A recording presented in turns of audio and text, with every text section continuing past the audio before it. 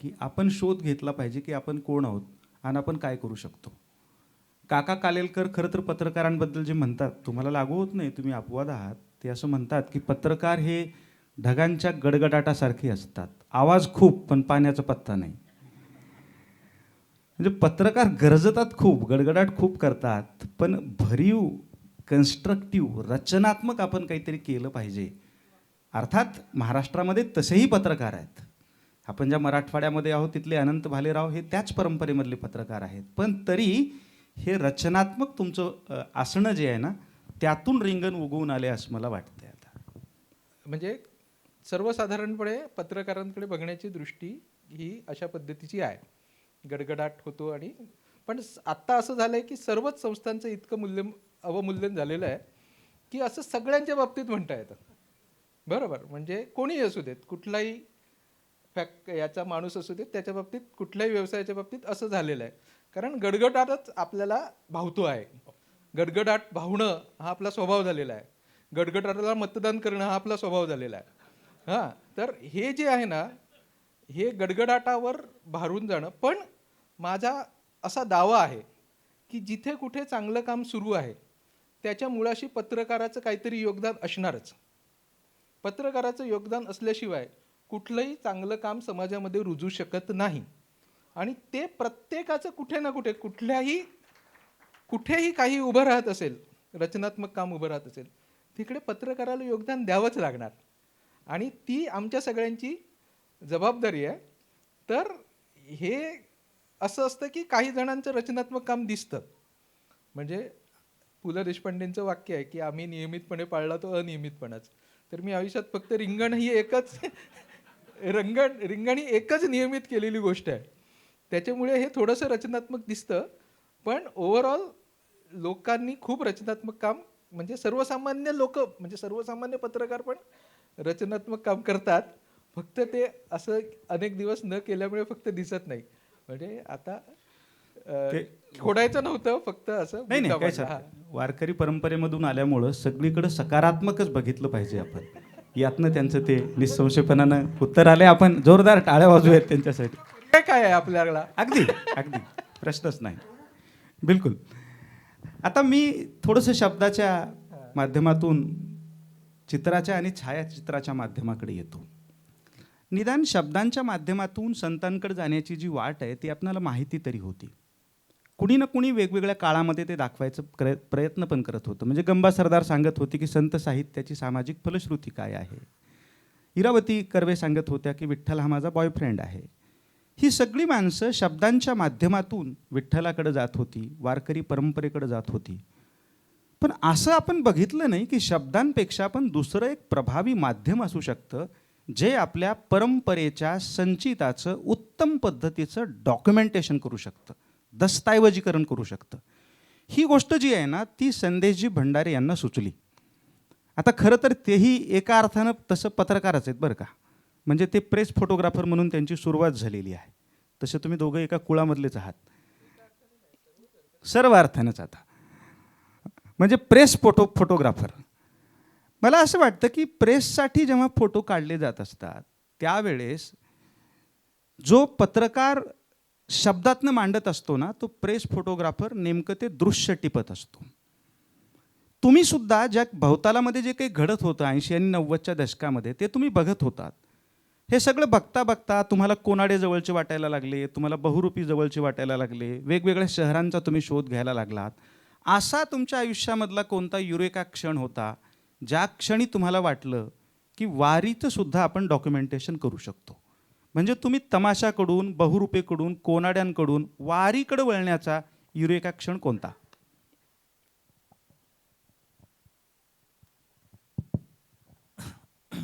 नमस्कार. एकदम कोंडीत पकडल्यासारखं तुम्ही विचारलंय की पण आहे असं काही ना काही असतं. बघा आपल्या आयुष्यामध्ये आपण अनेक गोष्टी करत असताना कुठल्या तरी गोष्टीचा असा प्रभाव पडतो. जसं आता काल यांचं आपण नाटक पाहिलं तर त्यातनं अशा इतक्या गोष्टी लोकांच्या समोर उलगडल्या जातात ज्या कधी कधी सटकल्या जातात. म्हणजे संतांनी सांगितलंय आपण ते वाचतो, गुणगुणतो, दाखलासुद्धा देतो, पण तेव्हा असं प्रभावी पद्धतीने समोर येतं तेव्हा ते घुसतं. तसं मी एकदा मी पत्रकार म्हणून 88 ते 2000 काम करत होतो. मी सकाळ नावाच्या वर्तमानपत्रात काम करत होतो आणि सकाळ हे त्या काळात एकमेव वर्तमानपत्र होतं की जे वारी नियमित कव्हर करायचं. आणि फोटोग्राफर म्हणून मी जायचो आणि त्यावेळेस ब्लॅक अँड व्हाईट म्हणजे फोटोग्राफीचे आत्ताचं डिजिटलसारखं नव्हतं. त्यामुळे तो फोटो घेऊन आपल्या ऑफिसमध्ये यायचा रात्री 12-1 वाजेपर्यंत डेव्हलप प्रिंट करायचा, रातोरात ते छापायला द्यायचं. त्याच्यामध्ये ते छायाचित्र काढणं आणि पोचवणं एवढंच एक काम होतं, जे सगळ्यात जास्त काळ प्रवासामध्ये जायचा. रिअलाईज करणं कमी होतं. पण तरीसुद्धा त्या काळात आपण देबा मोकाशी नावाचे थोर पत्रकार, त्यांनी पालखी नावाचं पुस्तक 61 साली लिहिलं होतं. गुंथर सोनथायमर सारखी व्यक्ती होती ज्यांनी वारी 28 साली वारी नावाची फिल्म केली होती. आंतरराष्ट्रीय पातळीवर फार फेमस फिल्म आहे आणि तीच आपल्या सगळ्या कामाचा पाया मी मानतो अनेक लोकांच्या. त्यात बहुजनांचा वारीमध्ये वावर काय आहे हे त्यांनी फार चांगल्या प्रकारे केलं, साध्या माणसांचा. अशा अनेक नकळत आपले दिलीप चित्रे होते, त्यांनी पुन्हा तुकाराम नावाचं मालिका लिहिली होती 28 साली वगैरे. त्यानंतर सदानंद मोऱ्यांनी पण एक मोठं तुकारामाबद्दलची 5 वर्ष मालिका साप्ताहिक सकाळमध्ये चालवली होती. हे सगळं कानावर पडत होतं, करत होतो. मगाशी पत्रकारितेचा विषय निघाला. पत्रकार हा जाऊन ते रिपोर्ट करतो, पण ते रिपोर्ट कोणाकरता करतो खरं म्हणजे? ते लोकांकरता असतं. नोकरी करतो, पगार करतो म्हणून मालकाकरता नसतं. बरोबर ना? आणि आम्ही जे कोणी पत्रकार लोकांना बांधलेले आहेत ते खरं पत्रकार आहेत. बाकीचे हे काय म्हणतात त्याला, भोपू किंवा मालकांची जीवजुरी करणारे. आता अशी सगळ्या क्षेत्रात माणसं झालीत, हा तुमचा मुद्दा आपलं सहमत आहे. आणि त्यांनी ठरवायचं की आपण वारी परंपरेतनं महाराष्ट्राची परंपरेबद्दल जो आत्ता कालपासून आपण चर्चांमधनं ऐकतोय, आता सचिनने उल्लेख केला, मला वाटतं ही गोष्ट वारीनं आपल्याला शिकवली आपल्यासारख्या माणसांना. जरी मी माझ्या कुटुंबामध्ये माझे वडील काही थोडंफार पुण्यात वारी आली की पायी चालायचे वगैरे, आपलं तसं माझ्या घरात कोणी कीर्तनकार वगैरे नव्हतं, पण शहरात राहिलो आम्ही आयुष्यभर. पूर्वी कितीतरी संस्कार असतील, पण ही गोष्ट होती. आणि ती वारीतल्या संतांनी तुकारामाचा अभंग, अनेक आपण ज्याला तुकारामाचा अभंगाची गाथा वाचली नाही असा माणूस सुद्धा, मराठी माणूस जो भाषा बोलतो, तो 4-5 अभंगाची उदाहरणं बोलता बोलता सहज देतो. असा एकमेव कवी आहे, जगातल्या एकमेव कवीपैकी असेल तो. की आता आपण असं जगातलं का म्हणू शकतो? मराठी भाषा जगात जास्त बोलणाऱ्या भाषांपैकी एक भाषा आहे, त्यामुळे जगातलीच म्हणू शकतो. तर अशा अर्थाने तसं मी जेव्हा असं करता मी नोकरी मला सोडायला लागली, कारण मी ठरवलं की आपण जे रोज काम करतो त्यात आपण काही वेळ देऊ शकत नाही, की ते सिरियस काम केलं पाहिजे. देवळी कोनाडा असेल, पुणेरी ब्राह्मण म्हणून मी एक सिरीज केली. देवळी कोनाडाच्या वेळेस असं मला वाटायला लागलं की आपण स्वतंत्र काम केलं पाहिजे, फोकस कामावर केलं पाहिजे. मग ते नोकरी सोडली आणि मग वारी आपण बघायला जायला पाहिजे. म्हणून एक दिवशी म्हणजेच रात्री आपल्या वर्तमानपत्र कार्यालयात जाण्याचं प्रेशर न घेता पूर्णपणे वारी समजून घ्यायचा प्रयत्न केला. पंढरपूरला आषाढीला एकादशीला. तसं आषाढीच्या एकादशीच्या दिवशी चंद्रभागेमध्ये आपल्याला माहिती आहे पुंडलिकाचं मंदिर आहे. आणि पुंडलिक हा मुख्य वारीचा आधार आहे, ज्यांनी आपल्या आईवडिलांची सेवा केली, नाहू घातलं विठ्ठला, तरी त्याला म्हणजे विठ्ठलाला हे वाटलं की हा माझ्याकडे येऊन सुद्धा दर्शनाला का येत नाही. हे सगळ्यांना स्टोरी माहिती आहे. तो वीट विकली तिथं उभा आहे अजून. तर ही जी संकल्पना आहे, ही वारीची संकल्पना मला एका छायाचित्रात पहिल्यांदा मिळाली. एक वृद्ध म्हणजे वयोवृद्ध व्यक्ती चंद्रभागेमध्ये स्नान करतोय आणि तो अगदी कृतार्थतेने असे डोळे मिटलेले आहेत आणि त्याला 2 व्यक्ती, एक पुरुष एक स्त्री. तो प्रेससाठी काढलेला फोटो होता? नाही, मी स्वतंत्र होतो ना. ओके. प्रेससाठी त्याला वारीचं मुख्यमंत्र्यांचा फोटो काढून धावत पळत जायला लागतो. आपल्याला हे म्हणजे वारी, आणि सगळ्यात महत्त्वाचं वारी ही, सॉरी मी कोणी अपमान समजू नका, ही जनसामान्यांची वारी आहे. वारीला जाणारी माणसं जी आहेत ती कोण मोठा कीर्तनकार वगैरे असं नाही, तर सामान्य माणूस त्यात जातो. हे त्याची मजा आहे. बघा, त्याला दर्शन करायची परवानगी नव्हती अनेक वर्ष, मंदिरात जायचा अधिकार नव्हता. त्या पायऱ्यावर माणसं मेली, खून केले, त्याला आपण समाधी घेतली म्हणतो, पण तरीसुद्धा लोकांनी काय केलं, आम्ही कळत दर्शन करू, आम्ही वाळवंटात चर्चा करू. वाळवंट हे कालच्या परवाच्या चर्चेमधनं जे येते ते हे वाळवंट आहे. काटा येतो अंगावर आपल्या, की तिथे ह्या सगळ्या चर्चा व्हायच्या सामाजिक राजकीय विषयाच्या. मोरे सरांनी खूप चांगला उल्लेख केला आहे. आणि त्याचबरोबर सेवाभाव, आपल्या आई वडिलांच्या प्रती आपण सेवा करतोय. हे स्नान जे चंद्रभागेत ती व्यक्ती करत, तिला कोणीतरी नाहूमग घालत होतं, त्याचा मला तो फोटो मिळाला पहिल्यांदा. टेलिलेन्सनी फोटो काढला आणि त्यांनी मला असं वाटलं की अरे, आपले वडील जे जातात, सामान्य माणसं अनेक जातात, उन्हा तानामध्ये खायला मिळतं नाही मिळतं काही फिकीर नाही, अशी माणसं जातात, तीही माणसं आहेत आणि त्याला अशी सेवा करतायत. तो म्हणजे फोटोमध्ये अनेक गोष्टींपैकी एक महत्त्वाची गोष्ट असते ती म्हणजे एक्सप्रेशन. त्या एक्सप्रेशनमुळे तो फोटो महत्त्वाचा वाटतो. आणि मला असं वाटतं की ज्या पंढरपूरच्या मंदिरामध्ये एका दगडाच्या याच्यावर चौकटीमध्ये तो पुंडलिकानी आपल्या आईवडिलांना घेऊन जाण्यात दगडाची मूर्ती अशी कोरलेली आहे बघा, त्यासारखाच मला हा फोटो महत्त्वाचा वाटतो. तेव्हा मला वाटलं आणि म्हटलं हे आता आपण वारी कत्तरी करायची. मध्ये आधी केली, पुढेच एक बारीकसं संपून टाकतो विषय. पुढे मला असं कळालं 7 वर्षांनी की तो फोटो ज्यांचा होता त्या व्यक्तीने मला संपर्क केला आणि त्या व्यक्तीने संपर्क केला, मला सांगितलं की ही जी 2 माणसं आहेत ही त्यांची मुलं नाही आहेत, त्यांचे वडील नाहीच आहेत आणि त्यांनी एक वृद्ध व्यक्ती स्नान करते असं समजून आपल्या आईवडिलांसमान आहेत म्हणून ते स्नान करून निघून पण गेले. तर म्हणजे नुसतं नातेसंबंधाचा मुद्दा नाही तर सेवाभाव आपल्या समाजामध्ये किती रुजला आहे त्याचं हे एक छान लक्षण मला वाटलं. ही नंतरची कथा आहे. त्यात अजून एक गोष्ट आहे खरं म्हणजे आपल्याकडे भेदाभेद भ्रम अमंगळ आपण सारखं उच्चारतो. वारी परंपरेतल्या माणसाला हे आपल्या मनामध्ये त्यांनी रुजवलेलं आपल्याला दिसतं, कारण त्या 2 व्यक्तींना ना घालणाऱ्या त्यांनी हा कुठल्या समाजाचा बघितलं नाही, ते गेले आणि स्नान केलं, स्पर्श केला. आता एक अनेक त्यातले अर्थ दिसतात. मी स्वतः आता तुमच्या प्रश्नाचं उत्तर देण्याचा एक भाग म्हणून, शब्द हे आपल्याला बरेच समजून सांगतात, दृश्य हे सुद्धा आपल्याला समजून सांगतं. ह्या भावनांनी मी त्याकडे पाहतो, एवढंच त्यातला भाग आहे. आणि मग माझ्या त्या सिरीजमध्ये अशा अनेक फोटो आपल्याला पाहायला की दृश्यातनं ते नॅरेशन सांगण्याचा प्रयत्न. पुढचा प्रश्न. म्हणजे दृश्य वाचण्याच्या बाबतीमध्ये आपण कमालीचे अडाणी आहोत. तशी मूळ आपल्याकडची जी साक्षरता आहे ती दृश्य साक्षरता आलेलीच नाही. शक्यतो दृश्य किंवा अगदी सिनेमा नाटकसुद्धा रंजनासाठी आणि मनोरंजनासाठीच पाहायचं असं आपणाला वाटतं. आता मी तुमच्या या प्रश्नाकडून रुचिकाला प्रश्नामध्ये घेणार आहे. जसा सेवाभाव यांनी सांगितला की एका आपल्या संत परंपरेचा, वारकरी परंपरेचा एक महत्त्वाचा भाव आहे, पण दुसऱ्या एका भावाकडे आपलं दुर्लक्ष झालं, तो म्हणजे टीकाभाव किंवा समीक्षा भाव. म्हणजे भले तरी देऊ कासेची लंगोटी, नाठाळाची माती हानू काठी. हा जो जे चुकीचं दिसतं त्याच्यावरती कोरडे ओढण्याचा जो भाव आहे तोही आपल्या संत परंपरेमध्ये आहे. कीर्तावनीचा जो प्रयोग आहे ना, तो कुठंतरी या ज्याला आपण एक समीक्षा म्हणूयात, ज्याला आपण एक टीका म्हणूयात, ज्याला आपण एक समाजामध्ये दिसणारी विसंगती म्हणूयात, ती विसंगती टिपण्याचा भाव आहे. तसे हे दोघेही नव्वदीबद्दल वगैरे बोलले. नव्वदीमध्ये जागतिकीकरण आलं, रेनॉल्ड्सचा पेन आला, या सगळ्या गोष्टी सचिनजींनी सांगितल्या. तशात तुम्ही जेन झीच्या जवळच्या, जेन झी काय करू शकते याचे वेगवेगळे आविष्कार बघतोच आपण, पण त्यातल्या त्यात जेन झीबद्दल लोक फार बरं नाही बोलत. म्हणजे शक्यतो तारुण्याचा पार म्हणजे तोंड दाबून बुक्क्याचा मार. असं तरुण म्हणून तुम्ही कोल्हापूर जवळचं निकमवाडी नावाचं छोटंसं गाव, हे का गावातून येऊन कीर्तन आणि लावणी याचा एक अद्भुत समन्वय घडवणारी कीर्तवाणी तुमच्याकडनं जन्माला आली. मला ती प्रोसेस, काल सगळ्यांनी प्रयोग बघितला आहे, पण तो प्रयोग नेमका जन्माला कसा आला ते तुम्ही थोडंसं उलगडून सांगा. नमस्कार. स्वामीदादा जो काल आम्ही दोघांनी मिळून सादरीकरण केलं तो नाही आत्ता, तो काल गेला. तर कीर्तावणीचा जन्म कसा झाला याच्यात आम्ही समान पातळीने कार्यरत होतो क्षण नंबर 1 पासून.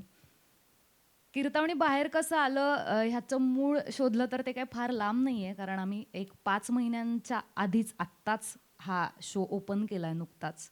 पहिला प्रयोग नुकताच झाला आहे जूनमध्ये, ज्याला दादा होते पहिल्या प्रयोगाला. स्वामीदादा आणि मी 2013-14 वर्षाचे वारीत ओळखीचे झालेले मित्र आहोत. अच्छा. पहिल्यांदा आम्ही वारीच्या वाटेवर भेटलो दोघं. पुणे विद्यापीठाची राष्ट्रीय सेवा योजनेची NSSची एक दिंडी असते जी स्वच्छता आणि प्रबोधन यांच्यावर काम करत करत बाकीच्या दिंड्या पुढे होतात आणि ही दिंडी मात्र मागे स्वच्छता आणि विचारांची स्वच्छता दोन्हीचे प्रयत्न करत सगळ्या दिंड्यांच्या मागून मागच्या गावांमधून पुढं पुढं जात असते. त्या दिंड्यांमध्ये आम्ही पथनाट्य, छोटी छोटी नाटकं, छोटी छोटी भाषणं अशा प्रकारचे उपक्रम करत पुढे जायचो. तेव्हा आम्हाला कळलं होतं की आपण बराच सारखा विचार करतोय, पण ही गोष्ट होती जवळजवळ 12-13 वर्षांपूर्वीची. मी गेल्या काही वर्षांपासून 5-6 वर्षांपासून आदिवासी ग्रामीण भागातल्या लहान मुलांबरोबर काम करते.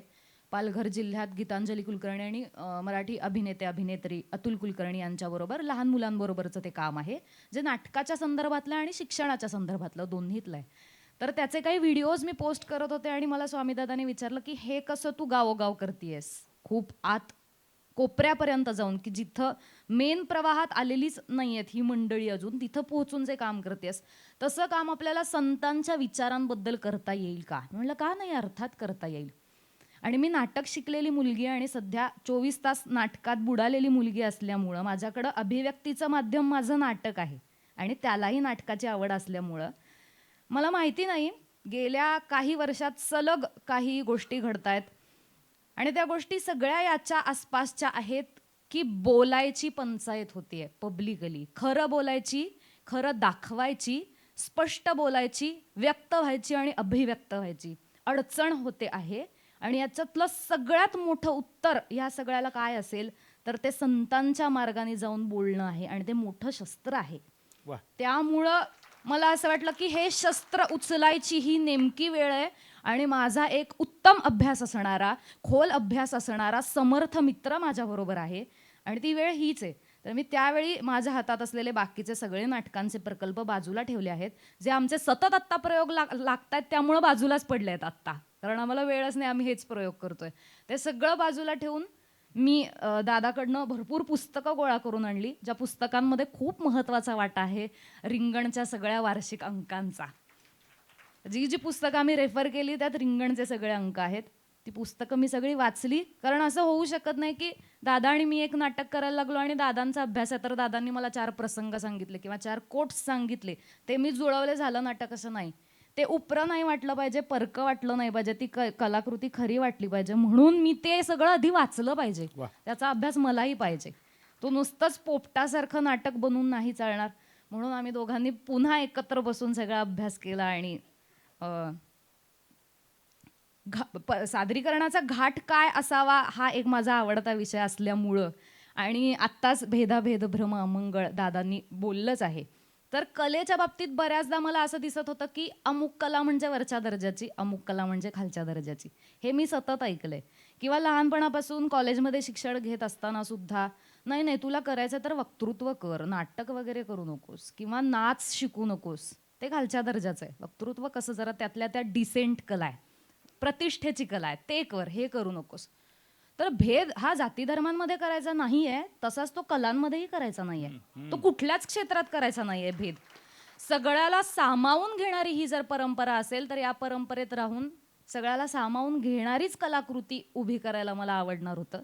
आणि दुसरी गोष्ट म्हणजे नुसता फॉर्म म्हणून बाहेर नाही आला पाहिजे, ढोलकीच्या तालावर नुसतीच मान नाही हल्ली पाहिजे किंवा पखवाजाच्या तालावर नुसतीच टाळी देता नाही आली पाहिजे, नुसतं नाचावं नाही वाटलं पाहिजे प्रेक्षकाला. तर मला 4 पुस्तकं वाचण्याची इच्छा व्हायला हवी, ही सुद्धा रिक्वायरमेंट असायला हवी एखाद्या कलाकृतीची. आणि या सगळ्या बाजूंनी विचार करून स्वामीदादाने आणि मी हे एका महिन्यात अगदी जोरदार तयारी करून आम्ही ह्याचा पहिला प्रयोग केला. आणि पहिला प्रयोग करताना आम्हाला भीती होती की आपल्याबरोबर एक नाटक करणं म्हणजे निर्मितीच्या दृष्टीने गोष्ट सोपी नसते. दादा तर पहिल्यांदाच करत होता आणि मी करते 24 तास नाटक, पण नाटक स्वतः प्रोड्यूस करणं, दोघांनी मिळून ते पुढं नेणं, कारण बाकीच्या बॅकस्टेजच्या बऱ्याच गोष्टी असतात. आपल्याला स्टेजवर दिसतं तितकं ते छान जितकं असतं तितक्याच मागच्या गोष्टी किचकट असतात. त्यामुळे आम्हाला भीती होती की हे सगळं कसं मॅनेज कसं होणार, खर्च असतो, कारण आम्ही दोघांनी नाही पैसे घेतले तरी आम्हाला वादकांना त्यांचे पैसे द्यावेच लागतात. अशा काही तांत्रिक आणि व्यावहारिक गोष्टी असतात. ह्या कशाचीही उत्तरं आम्हाला माहीत नसताना आम्ही कॉन्फिडन्सने फक्त त्यात पाऊल टाकून बघितलं आणि सुदैवाने प्रेक्षकांच्या आशीर्वादाने आत्तापर्यंत 16व्या प्रयोगापर्यंत तरी आम्हाला कसलीही अडचण आली नाहीये. आणि माझा आत्मविश्वास आहे की पुढे अजिबात येणार नाही, कारण हे नाटक व्हावं ही त्याची इच्छा होती. वा वा वा. म्हणजे बऱ्याचशा हिंदी सिनेमात आपण बघतो की कुंभमेळ्यामध्ये जे भाऊ आहेत ते जुळे भाऊ असे वेगवेगळे होतात आणि नंतर पुन्हा कुठल्या तरी 12 वर्षांनी कुंभमेळ्यामध्ये पुन्हा ते सापडतात. मी कुंभमेळ्याकडे येणार आहे वेगळ्या प्रश्नाच्या संदर्भात, पण वारी काय करते बघा. कुंभमेळा मग त्या अर्थानं वेगळं करतो आणि परत एकत्र आणतो, पण वारी एका निर्मितीला जन्म देते. हो, हे दोघं वारीत भेटले, वारीत भेटल्यानंतर मित्र झाले, शेअरिंग केलं एकमेकांसोबत आणि त्यातनं जी कीर्तावनी आहे ती कीर्तावनी जन्माला आलेली आहे. मला वाटतं की निर्मितीचं जे बीज आहे ना ते याच पद्धतीनं असं कधीतरी पडतं, आपल्याला पण कळत नाही. फार छान पद्धतीनं तुम्ही सांगितलं. मी आता ही कीर्तावनी जी जन्माला आली ना त्याचा एक जो आधार आहे तो रिंगणचे अंक आहेत, हे रुचिकाने या ठिकाणी सांगितलंच. रिंगणचे अंक आहेत. आता रिंगण हे तसं वार्षिक, आता खरं तर त्याला नुसतं वार्षिक म्हणता येणार नाही ना, कारण कार्तिकीचं पण रिंगण आहे आणि आषाढीचं पण एक रिंगण आहे. हे जे रिंगण आहे ना, हे रिंगण नुसतं नियतकालिक नाही, हे रिंगण नुसतं वार्षिक नाही. सावित्रीबाई फुले पुणे विद्यापीठामध्ये जेव्हा रिंगणवरती एक दिवसीय जेव्हा एक परिषद झाली होती, त्या परिषदेमध्ये एक अत्यंत महत्त्वाची नोंद बाहेर पडली. हे नीट लक्षात घ्या. ती नोंद अशी होती की रिंगणने संत साहित्याच्या अभ्यासाची एक नवीन पद्धत दिली, एक नवीन मेथड दिली, एक नवीन मेथडॉलॉजी दिलेली आहे.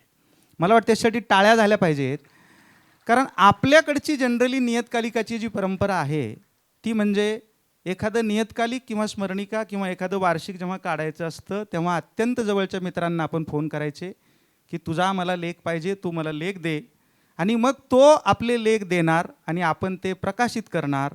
या पद्धतीची प्रकाशनं स्मरणिका आपल्याकडं खूप मोठ्या प्रमाणावरती आहेत. रिंगणची मेथड अगदी वेगळी आहे. ज्या संतावरती तुम्ही अंक करताय त्या संताचं गाव, ज्या संतावरती तुम्ही अंक करताय त्या संतावर झालेला सिनेमा, ज्या संतावरती तुम्ही अंक करताय त्या संताच्या बाबतीमध्ये ही नवी पिढी नेमका काय विचार करते. म्हणजे एका अर्थानं हे जे सगळे वेगवेगळे प्रवाह आहेत त्या संताकडे बघण्याचे, त्याला तुम्ही एक अभिव्यक्त रूप देताय. थोडा खोचक प्रश्न आहे सचिनजी.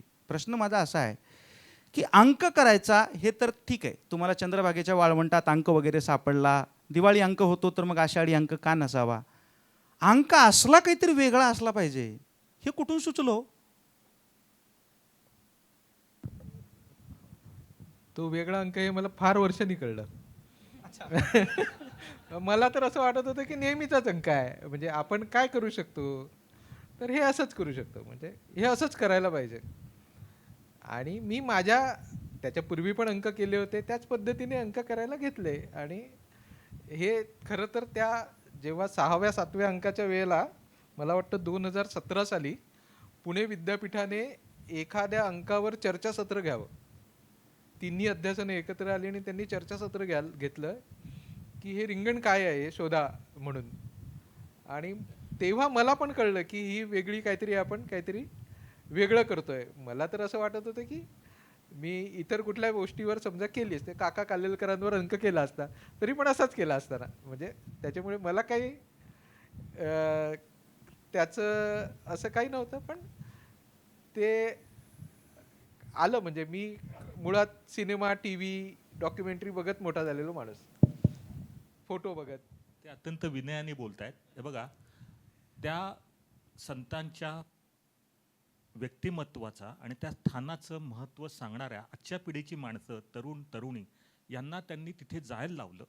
त्यांना कसं म्हणजे कुठल्या क्षेत्राला जायचं ह्याचं त्यांनी अत्यंत विचारपूर्वक मांडणी केली. ते स्वतःबद्दल बोलत नाही म्हणून मी आपला इंटरव्ह्यूशन करतो आणि आपला संवाद विषय असल्यामुळे मी इंटरव्ह्यूशन करतो. कधी कधी काय होतं, स्वतःबद्दल माणूस बोलायला थोडंसं कमी पडतो. आणि त्या लोकांनी जेनझीचा उल्लेख केला, सगळी तरुण तुमचे लेखक होते. आज सगळी तरुण लेखक, आज बघा 12 सालच्या अंकातली माणसं आज काढली तर 25 साली आज कोणतरी टाइम जासिकाच्या कोणतरी बिलकुल अशा इतकं मोठ्या, आणि ते सगळे हार्डकोर रिपोर्टाजवाली माणसं होती.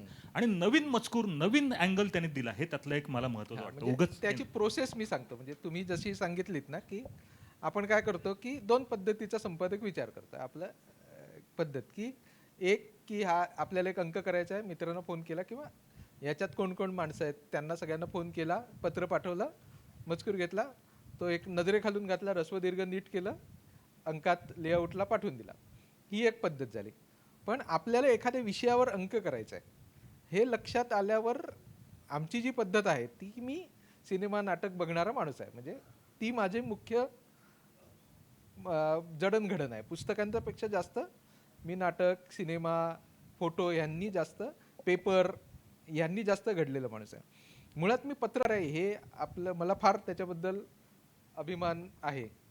आणि आम्ही मग ते पत्रकाराची भाषा जी आहे ती सर्वसामान्य माणसाला सगळ्यात जास्त कळते. पुस्तकातली भाषा नाही कळत, ती आमची पेपरची भाषा कळते, कारण ती सगळ्यात जास्त वाचली जाते. त्याच्यामुळे त्या भाषेत आपल्याला संत सांगायचे आहेत, हे पहिली गोष्ट. दुसरं म्हणजे काय तर आपल्याला संत शोधायचे आहेत आजच्या संदर्भात. मग एक अंक म्हणजे आपलं म्हणजे हे म्हणून बोलतोय मी, अकॅडमिक चर्चा म्हणून, की आम्ही काय करतो ती. तर आता समजा नामदेवरायांवर अंक करायचा आहे, तर नामदेवरायांवर 36-35 लेखांची यादी बनते. म्हणजे मी सरळ लिहायला घेतो की बाबा पहिली कुठे जायला पाहिजे, तर नरसी नामदेवला जायला, दुसरं कुठे जायला पाहिजे, तर त्याच्यानंतर नरसी नामदेववरून कुठे गेले असतील तर पंढरपूरला, पंढरपूरवरून कुठे घुमानच्या नंतर कुठे, तर इथे तिथे. मग हे गोष्टी झाल्या, तर मग इथे त्याचे थोडक्यात मुद्दे लिहून अशा 25-30 गोष्टींची यादी तयार होते. मग त्या प्रत्येक माणसाला ज्याला जायचं आहे, कारण त्याचा काही वारीशी संबंध नाही, तो काही संत साहित्याचा अभ्यासक बिलकुल नाही, तो साधा पत्रकार आहे. आता तर पत्रकारांशिवाय इतर पण, म्हणजे आता स्वामी आहे, तर स्वामीराज गेली 7-8 वर्ष 5-6 वर्ष लिहितोय. तर स्वामीराज लिहिणारा त्या अर्थाने नाही, म्हणजे किंवा अशी सगळी मुलं आहेत की जी वेगवेगळे, कोण बँकेत काम करतो, कोणी अजून शिकतच आहे, तर अशी पत्रकार पण मंडळी नाहीत. तर मग मी त्यांना एक सविस्तर टिपण पाठवतो. तर ते बऱ्यापैकी मोठं असतं की बाबा तिथे ही पुस्तकं वाचायला पाहिजेत, त्याचे PDF करून पाठवतो किंवा ती पुस्तकं पाठवतो, ती तुम्ही वाचावी लागतील. मग तुला इथे जायचं, इथे कशासाठी जायचं आहे, तुला इथे हे शोधायचं आहे, या माणसांना भेटायचं आहे, आणि मग ही गोष्ट तुला लिहायची आहे, ही लिहायची नाही आहे कारण ही दुसरा लिहिणार आहे. आणि हे मोठं टिपण होतं, अनेकदा तर लेखांपेक्षा टिपण पण मोठं झालेलं आहे. तर ते लिहून मग त्याच्यातून ती माणसं मुलं मग तिथे जातात, मित्र सगळे, मुलं म्हणजे मित्रच, ती सगळे तिथे जातात आणि मग ते त्याच्यानुसार करतात. आणि मग ते आल्याच्या नंतर असं पण झालंय की मी त्यांना परत पण पाठवलंय की हे नीट नाही झालं, हे परत जाऊन या. आणि जे इतर म्हणजे कोण कोण असतं, तर बाबा ही रिपोर्टाज करणारे पत्रकार, दुसरे कोण आहेत, तर संत साहित्याचे अभ्यासक. तर असंही झालेलं आहे की फार मोठ्या मोठ्या अभ्यासकांचे लेख मी काय छापणार नाही आहे तुमचा लेख म्हणून पाठवलेले आहेत. म्हणजे फार मोठे, म्हणजे मी ज्यांच्याकडून शिकलो हे सगळं वाचून, अशा मोठ्या लोकांचे लेख, तर हे काय तुम्ही पूर्वी लिहिलेलंच पाठवलं आहे, ते दुसऱ्या कवर झालेलं आहे, मी काय तुमचा लेख छापणार नाही. इथपासून ते सिनेमावर, तर मग सिनेमा कुठे आहे याची ही लिंक आहे यूट्यूबची, इथे या पुस्तकात हा कंटेंट आलेला आहे. आणि मग ते सगळं मला वर्षभर करावं लागतं अगोदर, किंवा चाललेलंच असतं की आता बाबा निळोबारायांचा अंक करायचा आहे, तर कोल्हापूरला एक निळोबारायांजवळ निळोबारायांचं देऊळ आहे आमच्या नंदकुमार मोरे सरांच्या गावात. तर ते मला माहिती आहे की 8-10 वर्षांनी मला निळोबारायांचा अंक करायचा आहे, पण ते सायमल्टेनियसली चालू असतं, म्हणजे असं म्हणजे बाबा तिथे कोणाला पाठवायला पाहिजे हे आत्तापासून माझ्या डोक्यात असतं. तर याच्यातून वारकरी संप्रदायाशी किंवा संत विचारांशी जोडली गेलेली एक नवी मुलं लिहिणारी झाली, ती पत्रकारितेत पण फार मोठी झाली. म्हणजे आता शर्मिष्ठा भोसले आहे, आज इतका ताकदीने ती लिहिते. तिने पहिला रिपोर्टाज किंवा सविस्तर लेखन रिंगणच्या जनाबाई अंकासाठी केलं होतं. किंवा रेणुका कल्पना आहे, आज एवढ्या मस्त जे आज रिपोर्टाज लिहिणारी मुलं आहेत त्यांच्यामध्ये रेणुका फार छान लिहिते. इंडियन एक्सप्रेसपासून BBC पर्यंत सगळीकडे लिहिते, ती रिंगणमधून आली. हर्षदा परब आहे, प्रशांत जाधव आहे, ही सगळी सविस्तर लिहायला निलेश पने तर अगोदरपासून लिहित होताच.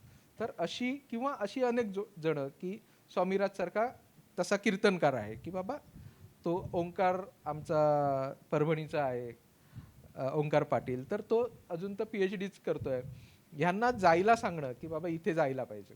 तर ही नवी मुलं सगळी मित्रमंडळी माझ्यासोबत राहायला लागली आणि ते जे पाठवतात त्याच्यात खूप बदल केले जातात किंवा करून घेतले जातात की हे असंच पाहिजे.